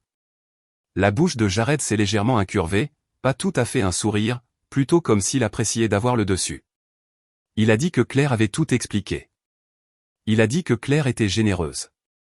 Il a dit que ce n'était pas facile de soutenir une famille qui n'avait pas les choses en main. Soutenir. Soutenir qui? Il m'a regardé de la tête aux pieds d'une manière qui n'était pas ouvertement impolie, mais qui me donnait quand même l'impression d'être pesée et jugée insuffisante. Il a dit que Claire lui avait dit que j'étais la sœur inutile qui squattait chez sa petite sœur. Les mots ont atterri comme une gifle, nette et propre. Je n'ai pas tressailli, du moins pas extérieurement. Mais à l'intérieur, quelque chose s'est fissuré. Pas bruyamment. Pas de manière dramatique. Juste une rupture silencieuse qui a changé la forme de tout. À ce moment-là, j'ai compris exactement comment Claire m'avait positionné dans son histoire. Pas comme une sœur avec une carrière et un bail, pas comme une femme qui avait construit quelque chose pour elle-même. J'étais un accessoire. Un avertissement. Un contraste. L'échec qu'elle utilisait pour se faire passer pour un succès. J'aurais pu le corriger. J'aurais pu dire que c'est mon appartement. Je paie le loyer. Je travaille dur. J'aurais pu pointer la photo encadrée sur mon étagère, celle de moi et Rachel en week-end, ou la pile de classeurs de travail sur mon bureau, ou mon nom sur le courrier posé près de la porte. J'aurais pu énumérer chaque détail comme un avocat construisant un dossier. Mais quelque chose en moi a refusé.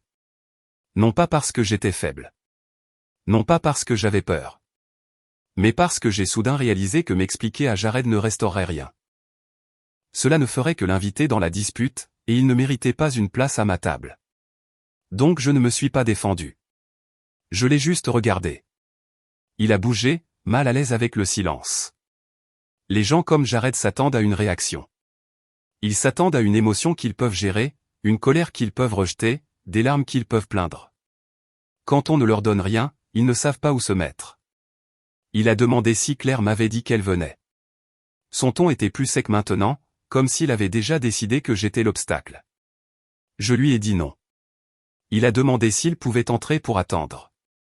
Je l'ai fixé une seconde, puis j'ai dit non. Cela l'a surpris. Il a cligné des yeux. Il a dit qu'il pensait que c'était l'appartement de Claire. J'ai dit que non. Ma voix était calme, mais elle ne tremblait pas. La mâchoire de Jared s'est crispée. Il a de nouveau regardé au-delà de moi, comme s'il pouvait voir le mensonge s'effondrer en arrière-plan. Puis il a essayé une autre approche. Il a dit que Claire travaillait dur. Il a dit qu'elle méritait de belles choses. Il a dit que je devrais peut-être être reconnaissante qu'elle me laisse rester. Reconnaissante. Le mot avait un goût amer. J'ai senti mes mains se crisper contre l'intérieur de la porte, mes ongles s'enfonçant dans ma paume. Je pouvais sentir mon cœur battre dans ma gorge. La pièce derrière moi me semblait soudainement exposée, comme si les murs s'étaient amincis. Je lui ai dit que je ne discutais pas de ça avec lui. Jared a ricané. Il a dit bien sûr. Il a dit que les gens comme moi se mettaient toujours sur la défensive. Il a dit que Claire était trop gentille, qu'elle devrait arrêter de se laisser tirer vers le bas par sa famille. Les gens comme moi. La famille la tirait vers le bas. J'ai regardé sa bouche bouger et j'ai entendu les mots, mais c'était comme si mon cerveau s'était détaché de mon corps. Je pouvais me voir debout là, la chaîne à la porte, me tenant immobile. Je pouvais le voir dans son manteau cher, sa confiance construite sur une histoire qu'il avait acceptée sans poser de questions. Et je pouvais voir Claire derrière tout ça, invisible mais présente, tirant les ficelles. Pendant une seconde, j'ai voulu crier. Pas sur Jared. Sur toute la situation. Sur les années où on m'a dit de maintenir la paix. Sur maman pour l'avoir excusée. Sur papa pour l'avoir évité. Sur Claire pour avoir pris et pris jusqu'à ce qu'elle commence à prendre mon identité aussi. Mais je n'ai pas crié. Je lui ai demandé de partir. Jared m'a regardé comme s'il ne pouvait pas croire que quelqu'un comme moi lui dirait quoi faire. Puis il s'est rapproché, la voix plus basse, et a dit que Claire allait être très contrariée quand elle découvrirait que je lui avais parlé comme ça. J'ai soutenu son regard et j'ai dit, vous pouvez lui dire ce que vous voulez. Mes mots semblaient calmes, mais à l'intérieur de ma poitrine, quelque chose s'emballait, pas de la peur cette fois, quelque chose comme de la clarté. Jared a reculé. Il a regardé la chaîne de ma porte comme si elle l'offensait. Il a marmonné quelque chose entre ses dents, puis s'est retourné et s'est éloigné, ses chaussures étouffées par le tapis du couloir. À mi-chemin dans le couloir, il a de nouveau sorti son téléphone, tapant agressivement, appelant probablement Claire, demandant probablement une explication. J'ai fermé la porte et je l'ai verrouillée, puis j'ai glissé contre elle jusqu'à ce que je sois assise par terre. Mes genoux relevés, les bras enroulés autour d'eux, non pas parce que j'essayais de me faire petite, mais parce que mon corps avait besoin d'un point d'ancrage. L'appartement était silencieux. Les tulipes sur le comptoir semblaient ridicules maintenant, comme une décoration sur une scène de crime. Je suis restée assise là longtemps, fixant la plainte, remarquant une minuscule égratignure dans la peinture que je n'avais jamais vue auparavant. Mon esprit rejouait les mots de Jared encore et encore, non pas parce que je les croyais, mais à cause de ce qu'ils révélaient. Claire avait dit aux gens que je vivais à ses crochets. Claire avait utilisé ma maison pour impressionner un homme, et pour ce faire, elle m'avait transformé en méchante de son histoire, la pathétique sœur aînée, le récit édifiant. Et maman savait. Maman m'avait dit de ne pas l'embarrasser. Papa m'avait dit de laisser tomber. C'était la partie qui me retournait l'estomac. Pas Jared. Pas même Claire. C'était le fait que les personnes qui m'avaient élevé avaient vu cela se produire et avaient décidé que le mensonge importait plus que ma dignité. Après un moment, je me suis levé et j'ai de nouveau traversé mon appartement. Cette fois, je l'ai vu différemment. Les coussins bien rangés n'étaient pas confortables. C'étaient des preuves. Le magazine n'était pas décontracté. Il était mis en scène. Les tulipes n'étaient pas un cadeau. C'était un accessoire. Mon appartement avait été préparé, et j'avais été effacé du scénario. Je suis allé dans ma chambre et j'ai ouvert mon placard, passant mes doigts sur mes manteaux, mes pulls, les choses qui m'avaient aidé à traverser les hivers, les années difficiles et les petits matins. Je me suis senti soudainement fatigué, une fatigue jusqu'à l'os, le genre de fatigue qui vient quand on réalise qu'on s'est battu pour le respect dans un endroit qui n'a jamais été conçu pour le donner. Je me suis assise sur le bord de mon lit et j'ai fixé le mur, écoutant ma propre respiration. Je n'ai pas pleuré. Pas encore. Je me sentais trop abasourdi pour les larmes. Ce que je ressentais, c'était un lent et lourd naufrage, comme si quelque chose d'important s'était détaché en moi et avait laissé un espace vide. C'était le jour où j'ai été effacé, non pas parce que Jared croyait un mensonge, mais parce que Claire avait été assez confiante pour le raconter, et parce que mes parents avaient été assez à l'aise pour le protéger. Le temps que le soleil se couche, mes mains ont cessé de trembler, mais le calme qui a remplacé le tremblement n'était pas paisible. Il était résolu à faire son premier pas silencieux. Je ne savais pas exactement ce que j'allais faire, pas encore. Je savais juste que je ne me tiendrais plus jamais à ma propre porte pour être traité comme si je n'y appartenais pas. Je suis allé à la cuisine, j'ai versé un verre d'eau et je l'ai bu lentement, comme si j'essayais d'apprendre à mon corps qu'il était toujours sûr d'exister dans cet espace.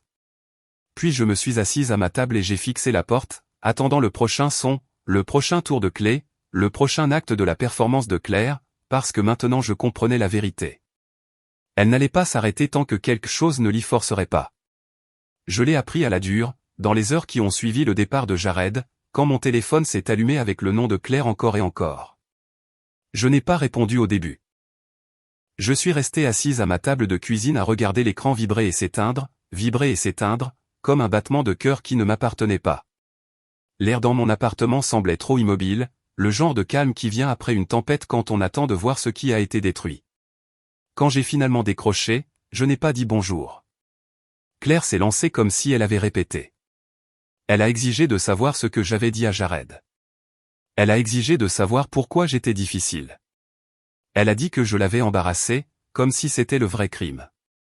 Pas le mensonge. Pas la clé. Pas le fait qu'un étranger se soit tenu à ma porte et m'ait traité d'inutile de toute sa poitrine parce qu'elle lui avait soufflé ce mot. Je lui ai dit que je ne discutais pas de sa relation avec des étrangers chez moi. Je lui ai dit que Jared s'était présenté sans y être invité. Je lui ai dit qu'il m'avait insulté. Claire a laissé échapper un petit rire sec, le même qu'elle utilisait quand nous étions enfants et qu'elle savait qu'elle s'en était tirée. Elle a dit qu'il était juste protecteur. Elle a dit qu'il ne le pensait pas comme ça. Elle a dit que si je n'avais pas agi bizarrement, rien de tout cela ne se serait produit. J'ai senti ma mâchoire se crisper. Je lui ai demandé si elle lui avait dit que l'appartement était à elle. Il y a eu une pause, puis elle a dit que ce n'était pas grave. Elle a dit qu'elle essayait de construire une vie. Elle a dit que je devrais être heureuse pour elle. Elle a dit que Jared avait des standards et qu'elle n'allait pas se présenter comme si elle n'avait rien. Je lui ai demandé ce que j'étais censé être dans cette histoire. Le rien sur lequel elle marchait. La voix de Claire s'est durcie. Elle a dit que je ramenais toujours tout à moi. Elle a dit que j'étais jalouse. Elle a dit que j'avais toujours été jalouse parce qu'elle était la marrante et moi la responsable, comme si la responsabilité était une sorte de défaut. Elle m'a dit que je devais me détendre, arrêter d'agir comme une victime, arrêter de surréagir. J'ai mis fin à l'appel avant que ma voix ne fasse quelque chose que je ne pourrais pas annuler. Mes mains tremblaient à nouveau. Pas de peur cette fois. De la colère. Du chagrin. Quelque chose entre les deux. Je me suis dirigé vers ma fenêtre et j'ai regardé la ville, les gens se déplaçant sur le trottoir en bas, portant des courses, promenant des chiens, vivant des vies ordinaires. Un instant, je me suis senti séparé d'eux, comme s'ils étaient de l'autre côté d'une vitre épaisse. Je me suis demandé combien d'entre eux rentraient chez eux dans des endroits qui étaient vraiment les leurs, des endroits où la serrure signifiait quelque chose. Ce soir-là, je suis allé chez mes parents parce que j'avais besoin de le dire à voix haute aux deux personnes qui avaient créé ce gâchis et qui insistaient pour dire que c'était de l'amour. Maman a ouvert la porte comme si elle attendait, son visage déjà figé dans cette expression qui dit « Je ne suis pas là pour écouter, je suis là pour gérer ». Elle m'a fait entrer, parlant trop vite, me disant que Claire était contrariée, que Jared était contrarié, que j'avais fait une scène. Elle l'a dit comme si j'avais renversé un verre à dîner, pas comme si ma sœur avait construit tout un mensonge sur mon dos. Papa était dans le salon, assis dans son fauteuil habituel, la télévision à faible volume. Il a levé les yeux quand je suis entré, puis a baissé les yeux sur ses mains. Je pouvais voir la tension dans ses épaules, la façon dont il se préparait au conflit comme si c'était un phénomène météorologique qu'il ne pouvait pas contrôler. Je leur ai raconté ce qui s'était passé. Je leur ai dit que Jared était venu à mon appartement. Je leur ai dit qu'il m'avait traité d'inutile. Je leur ai dit qu'il avait dit que je squattais chez Claire, à ma propre porte, comme si j'étais une invitée qui devrait être reconnaissante d'avoir la permission. Les yeux de maman se sont plissés pendant que je parlais, non pas par inquiétude pour moi, mais par agacement face à l'inconvénient. Quand j'ai fini, elle n'a pas demandé si j'allais bien. Elle a demandé ce que je lui avais dit. J'ai dit que je lui avais dit qu'il ne pouvait pas entrer. J'ai dit non. Maman a levé les mains en l'air. Marin, a-t-elle dit, tu as humilié ta sœur. As-tu la moindre idée de ce que tu lui as fait? Mon estomac est tombé. Je lui ai demandé si elle m'avait entendu. Je lui ai demandé si elle comprenait que Claire avait menti, que Claire lui avait donné une histoire où je n'existais pas en tant que personne, seulement en tant que problème. Maman m'a repoussé d'un geste. Elle a dit, Claire est sensible. Elle essaie de se construire quelque chose. Jared est un bon parti et tu ne devrais pas saboter ça. Saboter. Ce mot m'a serré la gorge. Je lui ai demandé pourquoi protéger ma maison était du sabotage. Je lui ai demandé pourquoi ma dignité importait moins que la relation de Claire. Maman a dit que j'étais dramatique. Elle a dit que je prenais toujours les choses personnellement. Elle a dit que si j'avais juste joué le jeu, tout se serait bien passé. Je me suis alors tourné vers papa parce que j'avais besoin qu'au moins l'un d'eux me regarde comme si j'avais de l'importance. Je lui ai demandé s'il pensait que c'était bien. Papa a soupiré. Il s'est frotté le front comme il le fait quand il veut que le problème disparaisse. Il a dit qu'il aimerait qu'on s'entende toutes. Il a dit que Claire s'emportait. Il a dit, tu sais comme ta mère s'inquiète. Il a dit que la vie était assez dure, qu'il ne fallait pas la rendre plus dure. Je lui ai demandé s'il pensait que Claire devrait avoir une clé de mon appartement. Papa n'a pas répondu tout de suite. Il a fixé le sol, comme si la réponse y était écrite. Puis il a dit, c'est juste une clé. C'est la famille. Ça ne vaut pas la peine de déchirer tout le monde. Et voilà encore. La menace. Si je demandais le respect, c'est moi qui déchirais les choses. Si je voulais de l'intimité, c'est moi qui causais des dommages. Claire pouvait entrer par effraction, mentir, organiser des fêtes, et je serais toujours le problème pour avoir refusé de sourire à travers tout ça. Je leur ai dit que j'avais tout essayé. Je leur ai rappelé que j'avais demandé à Claire d'arrêter. Je leur ai rappelé que j'avais demandé à maman de reprendre la clé de rechange. Je leur ai rappelé que j'avais changé les serrures. Je leur ai rappelé que Claire avait quand même récupéré la clé. Je leur ai rappelé que la direction m'avait averti après la fête. Je leur ai dit que je pouvais recevoir une amende. Je leur ai dit que je pouvais perdre mon appartement si cela continuait à s'aggraver.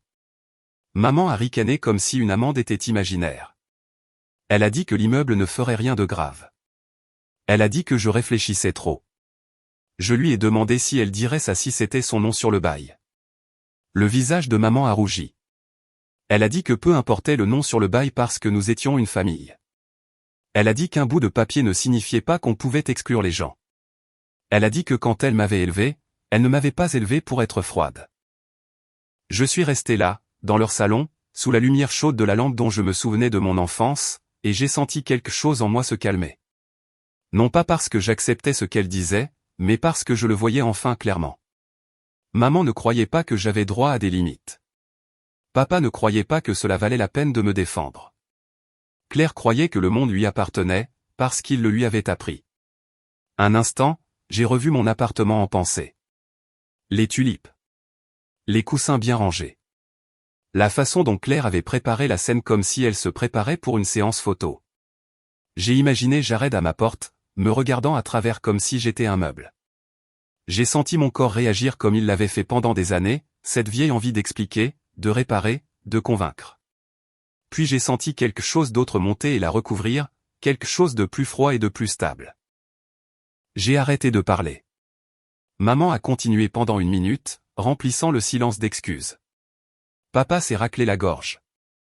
La télévision murmurait en arrière-plan.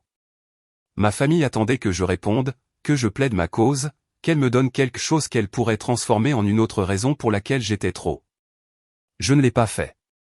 J'ai hoché la tête une fois, lentement, comme si je reconnaissais la fin d'une conversation qui durait depuis toute ma vie. Maman a demandé si j'écoutais au moins. J'ai dit oui. Papa a finalement levé les yeux. Ses yeux ont rencontré les miens un bref instant, et j'y ai vu quelque chose comme du regret, mais c'était trop peu et trop tard. Il a ouvert la bouche comme s'il allait dire quelque chose. Puis il a détourné le regard. C'est ce silence qui a tout décidé. Ce n'était pas le genre de silence qui se produit quand les gens ne savent pas quoi dire. C'était le genre qui se produit quand ils savent, et choisissent de ne pas le faire. Je suis parti peu après. Maman m'a appelé, me disant d'appeler Claire pour arranger les choses. Papa m'a dit de conduire prudemment. Personne ne s'est excusé. Personne n'a proposé de reprendre la clé. Personne n'a dit qu'il arrangerait les choses. Dans ma voiture, je suis resté assise dans l'allée pendant une longue minute avant de démarrer le moteur. Mes mains étaient stables sur le volant. Mon visage était engourdi. J'ai réalisé que je ne pleurais pas. J'avais passé tant d'années à essayer de faire en sorte que ma famille me voie, et en une nuit, j'ai finalement accepté qu'ils me voyaient. Ils ne valorisaient tout simplement pas ce qu'ils voyaient. Sur le chemin du retour à Boston, les rues semblaient les mêmes, les bâtiments illuminés, la circulation fluide, les gens vivant leur vie. Mais je me sentais différente. J'avais l'impression d'avoir marché avec un espoir que je ne pouvais pas me permettre, et maintenant il m'avait été enlevé, laissant derrière lui un vide propre et clair. Quand je suis rentré chez moi, je ne suis pas allé directement à l'intérieur. Je suis resté devant mon immeuble, mes clés à la main, et j'ai levé les yeux vers mes fenêtres. La lumière était éteinte, les stores à moitié fermés, la forme de mon salon à peine visible. J'ai pensé à ce que ce serait de continuer à vivre comme ça, toujours sur mes gardes, attendant toujours la prochaine intrusion, la prochaine excuse, la prochaine leçon sur la famille. J'ai pensé à quel point j'étais fatigué. Puis j'ai pensé à la seule chose avec laquelle ma famille ne pouvait pas argumenter. La distance. Pas une conversation. Pas une autre discussion sur les limites. Pas une autre promesse qui serait rompue dès que Claire s'ennuierait. Une vraie distance.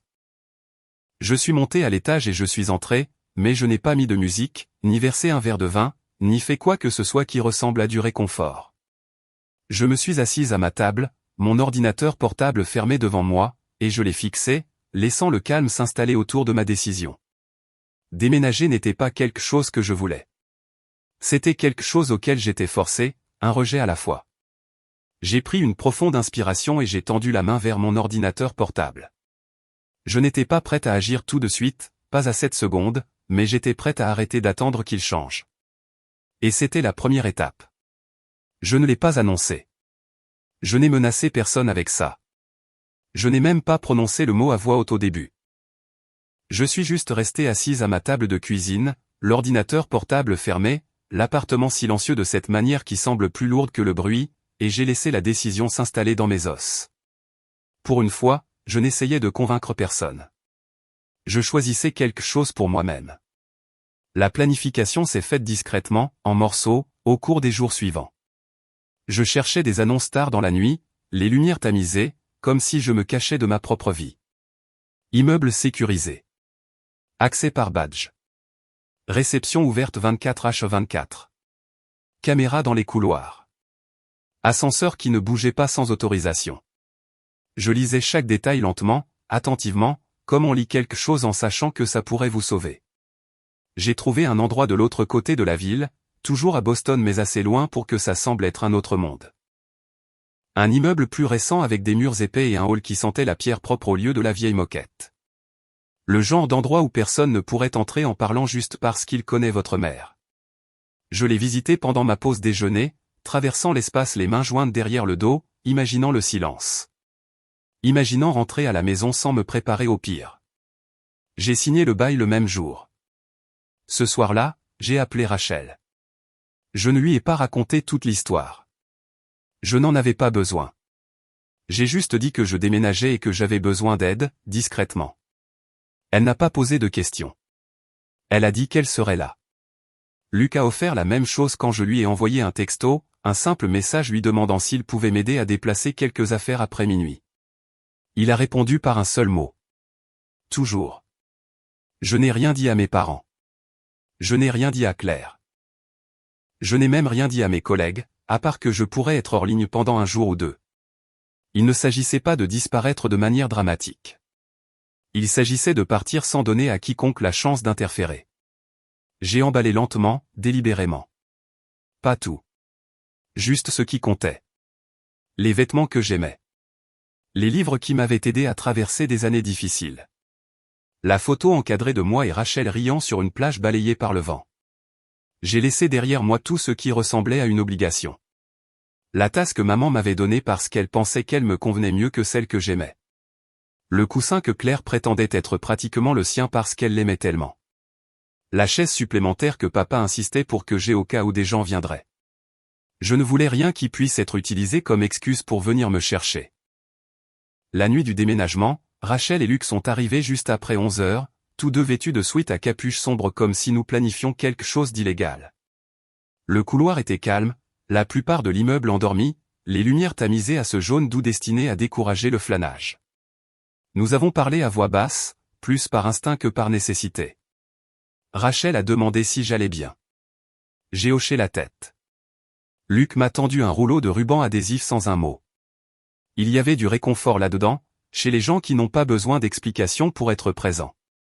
Nous avons travaillé rapidement. Des boîtes empilées. Des sacs transportés. Chaque trajet dans le couloir ressemblait à une petite libération. Ma vie partait morceau par morceau, non pas dans le chaos, mais avec intention. À un moment donné, je me suis arrêté et j'ai regardé mon appartement, presque vide maintenant, et j'ai ressenti un étrange mélange de chagrin et de soulagement. Cet endroit avait été le mien une fois. Ou du moins, il aurait dû l'être.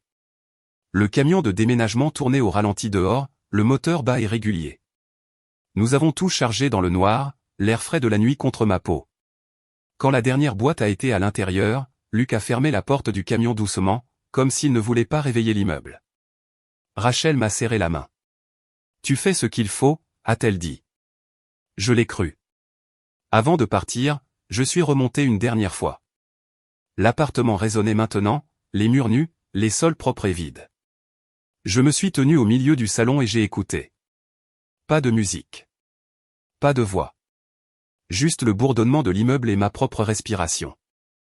Je me suis dirigé vers la porte et j'ai sorti la clé de rechange de mon sac, celle que maman avait insisté pour rendre à Claire. Je l'ai placée dans une enveloppe avec le nom de mon propriétaire et je l'ai glissée dans la fente du bureau en bas en sortant. Pas de mots. Pas d'explication. Juste un retour. Le nouvel immeuble m'a accueilli avec une efficacité tranquille. Le personnel de nuit a vérifié mon identité, m'a remis un élégant badge noir et m'a souhaité la bienvenue par mon nom. Cette petite courtoisie m'a presque fait pleurer. Être reconnu sans être revendiqué. Être reconnu sans être envahi. Quand je suis entré dans mon nouvel appartement, la porte s'est refermée derrière moi avec un son qui semblait final de la meilleure des manières. Je suis resté là dans le noir un instant, puis j'ai allumé la lumière. L'espace était propre, neutre, intact. Pas encore d'histoire. Pas d'empreintes digitales autres que les miennes. Les premiers jours étaient presque déconcertants par leur calme. J'ai gardé mon téléphone en silencieux et face contre table. J'ai dormi profondément, sans me réveiller à chaque bruit. J'ai cuisiné et laissé les choses exactement là où je les avais mises, puis je suis revenu pour les trouver inchangées. J'ai marché dans les couloirs et j'ai fait un signe de tête à des inconnus qui ne connaissaient pas mon nom, qui ne connaissaient pas ma famille, qui n'avaient aucune attente envers moi. Ce n'était pas fuir. C'était choisir la sécurité. C'était choisir une vie où la serrure signifiait quelque chose. Je ne me sentais pas victorieuse. Je me sentais stable. Et dans cette stabilité, j'ai attendu, sachant que le calme ne durerait pas éternellement. La 4e nuit dans mon nouvel appartement, je me suis endormi plus vite que je ne l'avais fait depuis des années. Non pas parce que j'étais épuisé, même si je l'étais, mais parce que mon corps croyait enfin qu'il était en sécurité. L'immeuble bourdonnait doucement, un son bas et régulier qui ressemblait plus à une protection qu'à un bruit. L'air sentait le propre et le neutre, pas la cuisine ou le parfum de quelqu'un d'autre, juste le vide tranquille d'un espace qui devenait encore le mien. J'ai laissé une petite lampe dans le salon. Je me suis dit que c'était parce que j'aimais la façon dont la lumière réchauffait le parquet, mais si j'étais honnête, c'était parce qu'une partie de moi croyait encore que la lumière signifiait le contrôle. Je me suis tourné sur le côté et j'ai pensé à rien en particulier. Pas à Claire. Pas à maman. Pas à papa. Pas à l'appartement que j'avais laissé derrière moi. Juste le simple confort de mon oreiller sentant mon propre shampoing. Mes épaules se sont détendues. Ma mâchoire s'est desserrée. Je me suis endormi sans me préparer à un impact. Puis un son a percé mon sommeil. Au début, il n'a pas été enregistré. Un pépiment aigu et insistant qui n'appartenait pas à un rêve. Il pulsait à un rythme qui semblait faux, trop urgent pour être ignoré. Mes yeux se sont ouverts sur l'obscurité, mon cœur s'accélérant déjà avant que mon esprit ne rattrape son retard. Le son n'était pas à l'intérieur de mon appartement. L'immeuble était calme. C'était mon téléphone. Je l'ai attrapé sur la table de nuit, plissant les yeux contre la luminosité soudaine de l'écran. Des appels manqués. Des notifications empilées les unes sur les autres. Une icône de messagerie vocale clignotante. L'heure indiquait 3h07 du matin. Pendant quelques secondes, mon esprit s'est vidé. J'ai pensé que c'était peut-être le travail, une urgence qui ne pouvait pas attendre le jour. Puis j'ai vu le numéro. Inconnu. Il a sonné à nouveau immédiatement. J'ai failli le laisser sonner. J'ai failli retourner le téléphone et me dire que ce n'était plus ma responsabilité. Puis je l'ai entendu, faible mais immistakable, s'échappant du haut-parleur avant même que je ne réponde. Des sirènes. Pas près de moi. Près de quelque chose que je connaissais. J'ai répondu, ma voix rauque de sommeil, et j'ai dit bonjour. La voix à l'autre bout du fil était calme et professionnelle. On m'a demandé si j'étais Marin Brox. Entendre mon nom prononcé comme ça à 3h07 du matin a fait basculer la pièce. J'ai dégluti et j'ai dit oui. On m'a demandé si j'étais en sécurité. Je me suis assise, la couverture glissant le long de mes jambes, et j'ai regardé ma chambre sombre. Le contour de ma commode. La porte fermée. L'immobilité. J'ai dit oui, je suis en sécurité. Il y a eu une pause, mesurée, prudente. Puis on m'a dit qu'il y avait eu un incident à mon ancienne résidence et on m'a demandé si j'y vivais encore. Ancienne résidence. Les mots étaient trop propres pour ce qu'ils remuaient en moi. J'ai dit non. J'ai déménagé. Une autre pause. Puis on m'a dit qu'il y avait eu une activation d'alarme et un signalement de tentative d'effraction. La sécurité de l'immeuble a répondu. Le locataire actuel a appelé le 911. Mon cœur a commencé à battre si fort que je pouvais le sentir dans ma gorge. Mon appartement était calme, inchangé, mais mon corps est revenu à ses anciens schémas, cette vigilance familière qui ne dormait jamais complètement. J'ai demandé ce qui s'était passé. On ne m'a pas donné de détails. On m'a dit qu'il fallait vérifier des informations et on m'a demandé si je pouvais venir au poste dès que possible. J'ai regardé mes mains brillant pâlement à la lumière du téléphone et j'ai réalisé que j'avais retenu ma respiration. Je l'ai laissé sortir lentement et j'ai dit que je viendrais. Quand l'appel s'est terminé, je suis resté assise à écouter le bourdonnement de l'immeuble. Pas de pas. Pas de voix. Pas de clé tournant dans ma serrure. Et pourtant, mes nerfs étaient à vif, comme si quelqu'un venait d'être à l'intérieur de mon espace. Je me suis levé et j'ai enfilé un pantalon de survêtement et un sweatshirt, mes mouvements automatiques. En remplissant un verre d'eau, mon esprit a formulé la seule explication qui avait du sens. Claire. Pas de la colère au début. Juste une lourde certitude. Claire croyait toujours que mon ancien appartement lui appartenait. Dans son esprit, mon bail était de la paperasse. Mes limites étaient un bruit de fond. L'appartement était un symbole qu'elle avait déjà revendiqué, et les symboles ne changent pas de propriétaire juste parce que les faits le font. Mon téléphone a de nouveau vibré et j'ai tressailli. Maman. J'ai fixé l'écran jusqu'à ce qu'il s'éteigne. Puis Claire. Je n'ai pas répondu. Puis papa. Ma gorge s'est serrée. Un instant, le réflexe a failli l'emporter. Puis je me suis souvenu de maman m'accusant d'embarrasser Claire. Papa avait détourné le regard. Le silence qui avait pris ma décision pour moi. J'ai laissé sonner. Les textos ont suivi, s'empilant plus vite que je ne pouvais les lire. Où es-tu? Appelle-moi. Réponds maintenant. Puis un autre message, court et sec. Ce n'est pas drôle. Quelque chose de froid s'est installé dans ma poitrine. Claire n'a jamais cru que les conséquences étaient réelles jusqu'à ce qu'elles soient assez fortes pour lui faire peur. Je me suis dirigé vers la fenêtre et j'ai regardé la rue de Boston en bas. La chaussée mouillée reflétait les lampadaires. Quelque part au loin, des sirènes s'estompaient dans la nuit. Mon esprit est retourné à mon ancien immeuble. Le couloir. L'éclairage tamisé. J'ai imaginé Claire debout là, confiante, peut-être bien habillée, peut-être tenant son téléphone juste comme il faut. Et Jared à côté d'elle. Parce que ça faisait partie de ça. Claire ne voulait pas seulement un accès. Elle voulait une preuve. Elle voulait se produire. Je le voyais clairement. Amener Jared tard le soir parce que tard le soir, ça fait dramatique. Vouloir lui montrer l'endroit à nouveau. Vouloir le rassurer. Vouloir maintenir le mensonge. Puis la clé n'a pas fonctionné. Parce que je l'avais rendue. Parce que j'avais déménagé. Parce que quelqu'un d'autre y vivait maintenant. J'ai imaginé le sourire crispé. Le rire forcé. Le refus de laisser la réalité s'imposer. Elle dirait que la serrure était cassée. Elle dirait que l'immeuble avait changé quelque chose. N'importe quoi sauf, je faisais semblant. Et quand la clé a échoué, je savais ce qu'elle ferait ensuite. Elle essaierait quand même.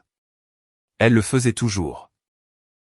J'ai attrapé mon manteau et j'ai enfilé mes chaussures. Mon téléphone a de nouveau vibré, plus de messages, mais je ne les ai pas lus. Je suis sorti dans le couloir de mon nouvel immeuble. Moquette propre. Éclairage doux. Tout est calme et ordinaire. Le personnel de nuit a levé les yeux de son bureau et m'a demandé si j'allais bien. J'ai hoché la tête et j'ai dit que j'avais reçu un appel et que je devais sortir. Dehors, l'air froid m'a piqué le visage. J'ai resserré mon manteau, agacé de voir que mes mains tremblaient encore. Je détestais que Claire puisse encore plonger mon corps dans la panique même à des kilomètres de distance. J'ai attendu sur le trottoir, regardant les phares passer. Un couple est passé en riant, inconscient. Le monde continuait. Une voiture s'est arrêtée. Je suis monté et j'ai donné au chauffeur l'adresse du poste. Ma voix semblait stable. À l'intérieur, je me sentais fragile. Pendant le trajet, mon téléphone a vibré sans arrêt, face contre ma cuisse. J'ai regardé les devantures de magasins fermés et les lampadaires se refléter sur la chaussée mouillée. Activation d'alarme. Tentative d'effraction. Le nouveau locataire a appelé le 911. Cette phrase m'est restée. Nouveau locataire. Quelqu'un d'autre dormait dans mon ancienne chambre. Quelqu'un d'autre avait fait confiance à la serrure. Et Claire avait traîné son chaos dans la vie d'un étranger sans hésitation. Quand la voiture s'est arrêtée, le poste brillait vivement dans l'obscurité. J'ai payé et je suis sorti, mon souffle formant un nuage dans l'air froid. Je suis resté là, la main sur la porte, sentant le poids de ce dans quoi j'entrais. J'avais déménagé pour m'éloigner d'elle. Mais à 3h07 du matin, elle avait quand même trouvé un moyen de faire battre mon cœur. J'ai pris une profonde inspiration et je suis entré. Le poste était éclairé de manière crue, tout en reflets fluorescents et en murs pâles qui donnaient l'impression que tout était exposé. L'air sentait le vieux café et le désinfectant. Les voix résonnaient doucement, les chaussures frottaient contre le carrelage, et quelque part une imprimante bourdonnait. C'était le genre d'endroit où les émotions n'avaient nulle part où se cacher. Je les ai remarquées presque immédiatement. Maman se tenait près de l'entrée du couloir, tordant un mouchoir dans ses mains, du mascara bavé sous ses yeux. Elle avait l'air secouée d'une manière que j'avais rarement vue, comme si le sol sous sa certitude s'était dérobé. Papa était un pas derrière elle, les mains dans ses poches, fixant le sol comme s'il espérait qu'il s'ouvrirait pour l'engloutir. Claire était assise, rigide, sur un banc, les bras croisés fermement contre sa poitrine, la mâchoire serrée, les yeux fixés droit devant. Elle avait l'air en colère, pas effrayée. En colère que les choses aient échappé à son contrôle. Et puis il y avait Jared. Il se tenait près de Claire, grand et raide, sa confiance réduite à quelque chose de fragile. Quand il m'a vu, ses yeux se sont légèrement écarquillés. Il n'y avait plus de mépris dans son expression maintenant, seulement de la confusion, peut-être de l'embarras.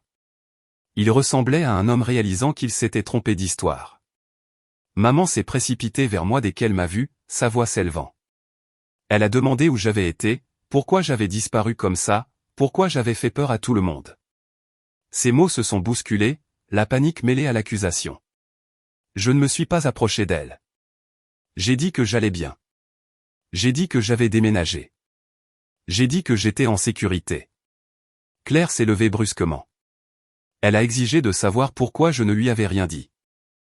Elle m'a accusé d'avoir ruiné sa vie. Sa voix était sèche, répétée, comme si elle jouait encore un rôle, même ici.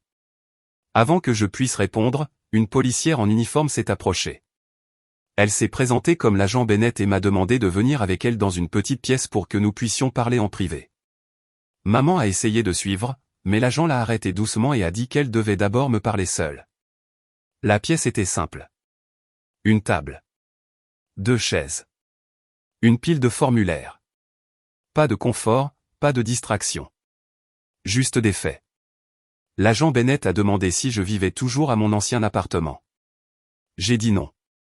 Je lui ai dit que j'avais déménagé plus tôt dans la semaine. Elle a demandé si j'avais donné à quelqu'un la permission d'entrer après mon départ. J'ai dit non. Je lui ai dit que j'avais rendu la clé de rechange au propriétaire. Elle a hoché la tête et l'a noté. Elle a demandé si ma sœur y avait déjà vécu. J'ai dit non. J'ai expliqué que Claire avait une clé de rechange pour les urgences, et que j'avais demandé à la récupérer, mais que mes parents la lui avaient quand même donnée. Le dire à voix haute donnait l'impression que c'était exactement ce que c'était. Pas de l'amour. Pas de l'inquiétude. Un schéma. L'agent Bennett a demandé combien de fois Claire était entrée dans mon appartement sans permission avant mon déménagement. J'ai hésité, puis j'ai dit 23 fois en 6 mois, à ma connaissance. J'ai expliqué comment j'avais commencé à compter après que mon courrier ait été ouvert et que mes affaires aient été déplacées. J'ai mentionné la fête, l'avertissement de la direction et les publications sur les réseaux sociaux. Elle a écouté sans m'interrompre. Puis elle a expliqué ce qui s'était passé cette nuit-là. La nouvelle locataire dormait quand l'alarme s'est déclenchée. La sécurité de l'immeuble a répondu en premier et a trouvé 2 personnes tentant d'accéder à l'unité. Effrayée, la locataire a appelé le 911. Les agents sont arrivés et ont trouvé les membres de ma famille dans le couloir, ainsi qu'un invité. Jared. L'agent Bennett a dit que la tentative d'entrée n'était pas accidentelle. Elle a dit qu'il y avait des preuves de manipulation à la porte. Elle a dit que la locataire ne les connaissait pas et croyait qu'il s'agissait d'une effraction. Mon estomac s'est serré en imaginant une étrangère se réveiller en sursaut dans le noir, le cœur battant, pensant que quelqu'un forçait son entrée. C'était trop familier. L'agent Bennett a demandé si je voulais documenter les entrées non autorisées antérieures, pas seulement celles de cette nuit. Elle a expliqué que cela établirait un schéma. Elle a également expliqué l'option d'émettre un avertissement d'intrusion à Claire. J'ai hésité. Mes parents m'avaient élevé en croyant que faire intervenir la police était franchir une ligne impardonnable. Garder ça en famille. Ne pas rendre les choses publiques. Ne pas embarrasser qui que ce soit. Puis je me suis souvenu de Jared à ma porte, me traitant d'inutile. Je me suis souvenu de maman me disant de ne pas faire passer Claire pour une mauvaise personne. Je me suis souvenu de papa détournant le regard. Je me suis souvenu de nettoyer après une fête que je n'avais pas organisée. J'ai dit oui. J'ai dit que je voulais que ce soit documenté. Signer le formulaire m'a stabilisé. Les faits ont du poids. Ils ne se plient pas juste parce que quelqu'un le veut. L'agent Bennett a dit qu'elle amènerait ma famille pour que nous puissions clarifier les prochaines étapes. Quand ils sont entrés dans la pièce, la tension s'est épaissie. Maman a immédiatement commencé à expliquer, disant qu'ils étaient inquiets, qu'ils pensaient que j'étais à l'intérieur, qu'ils devaient vérifier. Sa voix tremblait, dramatique et urgente. L'agent Bennett a croisé son regard et a dit que l'inquiétude ne donnait pas un accès légal. Elle a dit que j'étais une adulte. Elle a dit que la permission comptait. Claire a ensuite argumenté. Elle a dit que ce n'était pas une vraie effraction. Elle a dit qu'elle y avait déjà été. Elle a dit que c'était pratiquement chez elle aussi. Pratiquement.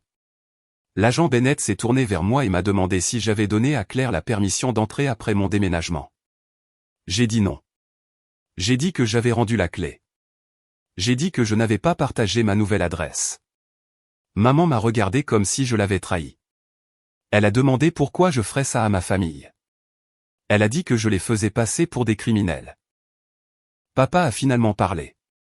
Il a dit qu'il voulait juste savoir que j'allais bien. Je lui ai demandé s'il savait que Claire avait dit à Jared que l'appartement était à elle. Papa a détourné le regard. C'était une réponse suffisante. Jared a alors parlé doucement. Il a dit qu'il ne savait pas. Il a dit que Claire lui avait dit que c'était son appartement.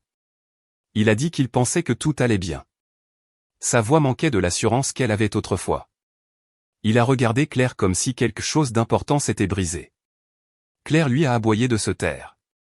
L'agent Bennett a expliqué qu'un avertissement d'intrusion pouvait être émis, interdisant formellement à Claire l'accès à la propriété. Elle a dit que ce n'était pas une ordonnance restrictive, mais que cela créait un dossier juridique clair. Maman a halté. Papa s'est frotté le front. Claire s'est figée. L'agent Bennett m'a demandé si je voulais que l'avertissement soit émis. J'ai pris une inspiration et j'ai dit oui. Maman s'est mise à pleurer, de vraies larmes cette fois. Elle a dit qu'elle ne pouvait pas croire que je faisais ça à ma propre sœur. Elle a dit après tout ce qu'ils avaient fait pour moi. Je l'ai regardé et j'ai dit, je n'ai pas appelé la police. J'ai juste arrêté de couvrir. La pièce est devenue silencieuse. L'agent Bennett a expliqué ce qui allait se passer ensuite. Claire recevrait l'avertissement d'intrusion. Si elle tentait d'entrer à nouveau, les conséquences s'aggraveraient. Le système s'en chargerait. Claire a signé les papiers d'une main tremblante, la colère irradiant d'elle. C'était la première fois que je la voyais vraiment déstabilisée. Quand nous avons été congédiés, maman a de nouveau essayé de m'atteindre, mais j'ai reculé. Je lui ai dit que nous pourrions parler plus tard, pas ici. Claire m'a fusillé du regard comme si elle ne me reconnaissait pas. Papa n'a rien dit. Jared a évité mes yeux, son expression dépouillée de toute arrogance. Dehors, l'air froid de Boston m'a frappé le visage et a rempli mes poumons. Mon téléphone a vibré dans ma poche, mais je ne l'ai pas vérifié. Je suis resté là un moment, respirant, laissant la nuit me ramener sur terre. Je ne me sentais pas victorieuse. Je me sentais lucide. Pour la première fois, la vérité n'appartenait pas seulement à moi. Et cela a tout changé. Les jours qui ont suivi ont été plus calmes que je ne l'attendais. Pas de manière dramatique, pas le genre de silence qui résonne dans vos oreilles, mais le silence doux et constant d'une vie qui n'est plus assiégée. Je suis retourné à mon nouvel appartement à Boston et j'ai refermé la porte derrière moi, et pour la première fois depuis des mois, le son du clic de la serrure m'a semblé être un réconfort plutôt qu'une résistance. Les matins sont devenus quelque chose que j'ai cessé de traverser à la hâte. Je me suis réveillé sans que mon cœur ne sursaute à chaque petit bruit. J'ai fait du café et j'ai laissé la tasse sur le comptoir, puis je suis revenu 1 heure plus tard pour la trouver exactement là où je l'avais laissée. Pas de tiroirs ouverts. Pas de courrier déplacé. Pas de sentiment que quelqu'un avait traversé ma vie pendant mon absence. Je n'avais pas réalisé à quel point j'avais dépensé d'énergie juste pour garder un espace jusqu'à ce que je n'ai plus à le faire. Le travail aussi semblait différent. J'étais plus concentré, moins dispersé. Mon esprit ne revenait pas constamment à des questions comme « Est-ce que Claire est passée aujourd'hui ?» ou « Est-ce que maman lui a donné une autre excuse ?» Je pouvais assister à des réunions sans ce faible bourdonnement d'anxiété sous-jacent. Mes collègues l'ont remarqué avant moi. L'un d'eux m'a dit que j'avais l'air reposé. Un autre a dit que je semblais plus légère.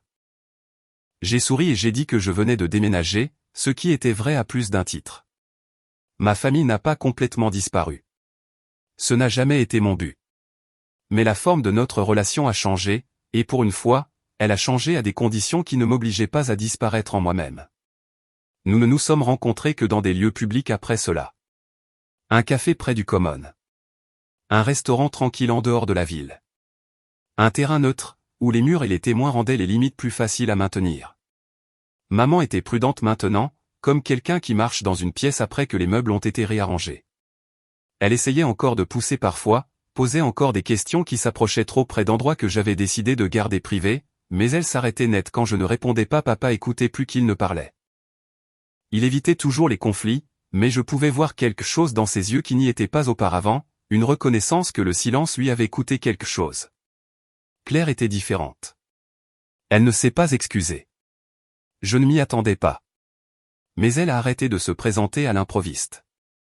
Elle a arrêté de demander des clés. Elle a arrêté de traiter ma vie comme une extension de la sienne.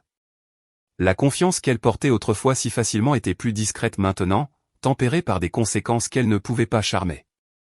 Nous parlions moins, et quand nous le faisions, c'était avec réserve. Il y avait une distance entre nous qui semblait triste, mais aussi nécessaire. Jared n'est plus revenu sur le tapis. Quelle que soit l'illusion que Claire avait construite avec mon appartement comme fondation, elle s'était effondrée sous le poids de la réalité. Je n'ai pas posé de questions. Certaines vérités n'ont pas besoin de suivi. La nuit, dans mon nouvel appartement, je m'asseyais parfois sur le canapé avec les lumières tamisées et je pensais à quel point j'étais passé près de me perdre en essayant de garder tout le monde à l'aise. J'ai pensé à toutes les fois où je me suis dit que ce n'était pas si grave, que je surréagissais, que la famille fait juste les choses différemment. J'ai pensé à la fréquence à laquelle on apprend aux femmes à douter de leurs instincts, surtout lorsque ces instincts demandent de l'espace. La vérité, c'est que je ne suis pas parti parce que j'étais en colère. Je suis parti parce que j'étais fatigué d'être effacé. Protéger ma paix ne m'a pas rendu froide.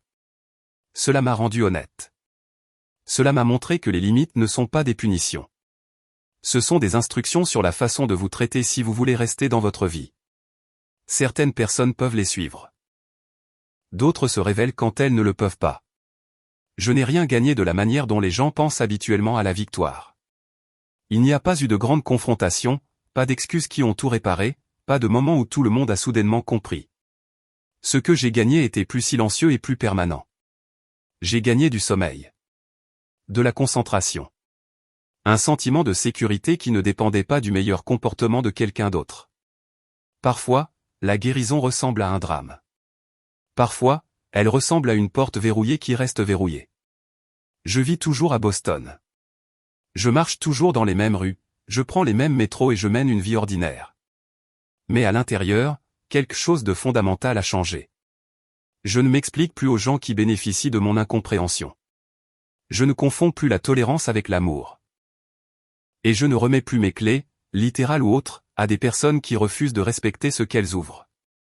Si vous vous êtes déjà senti coupable d'avoir choisi vous-même, j'espère que mon histoire vous rappellera que la paix n'est pas quelque chose qu'on vous donne. C'est quelque chose que vous protégez. Et si on vous a déjà dit que vous étiez trop ou pas assez pour votre propre famille, souvenez-vous de ceci. Le silence peut être un pouvoir, et la vérité peut être la plus bruyante des vengeances. Dites-moi dans les commentaires ce que l'intégrité signifie pour vous et d'où vous écoutez.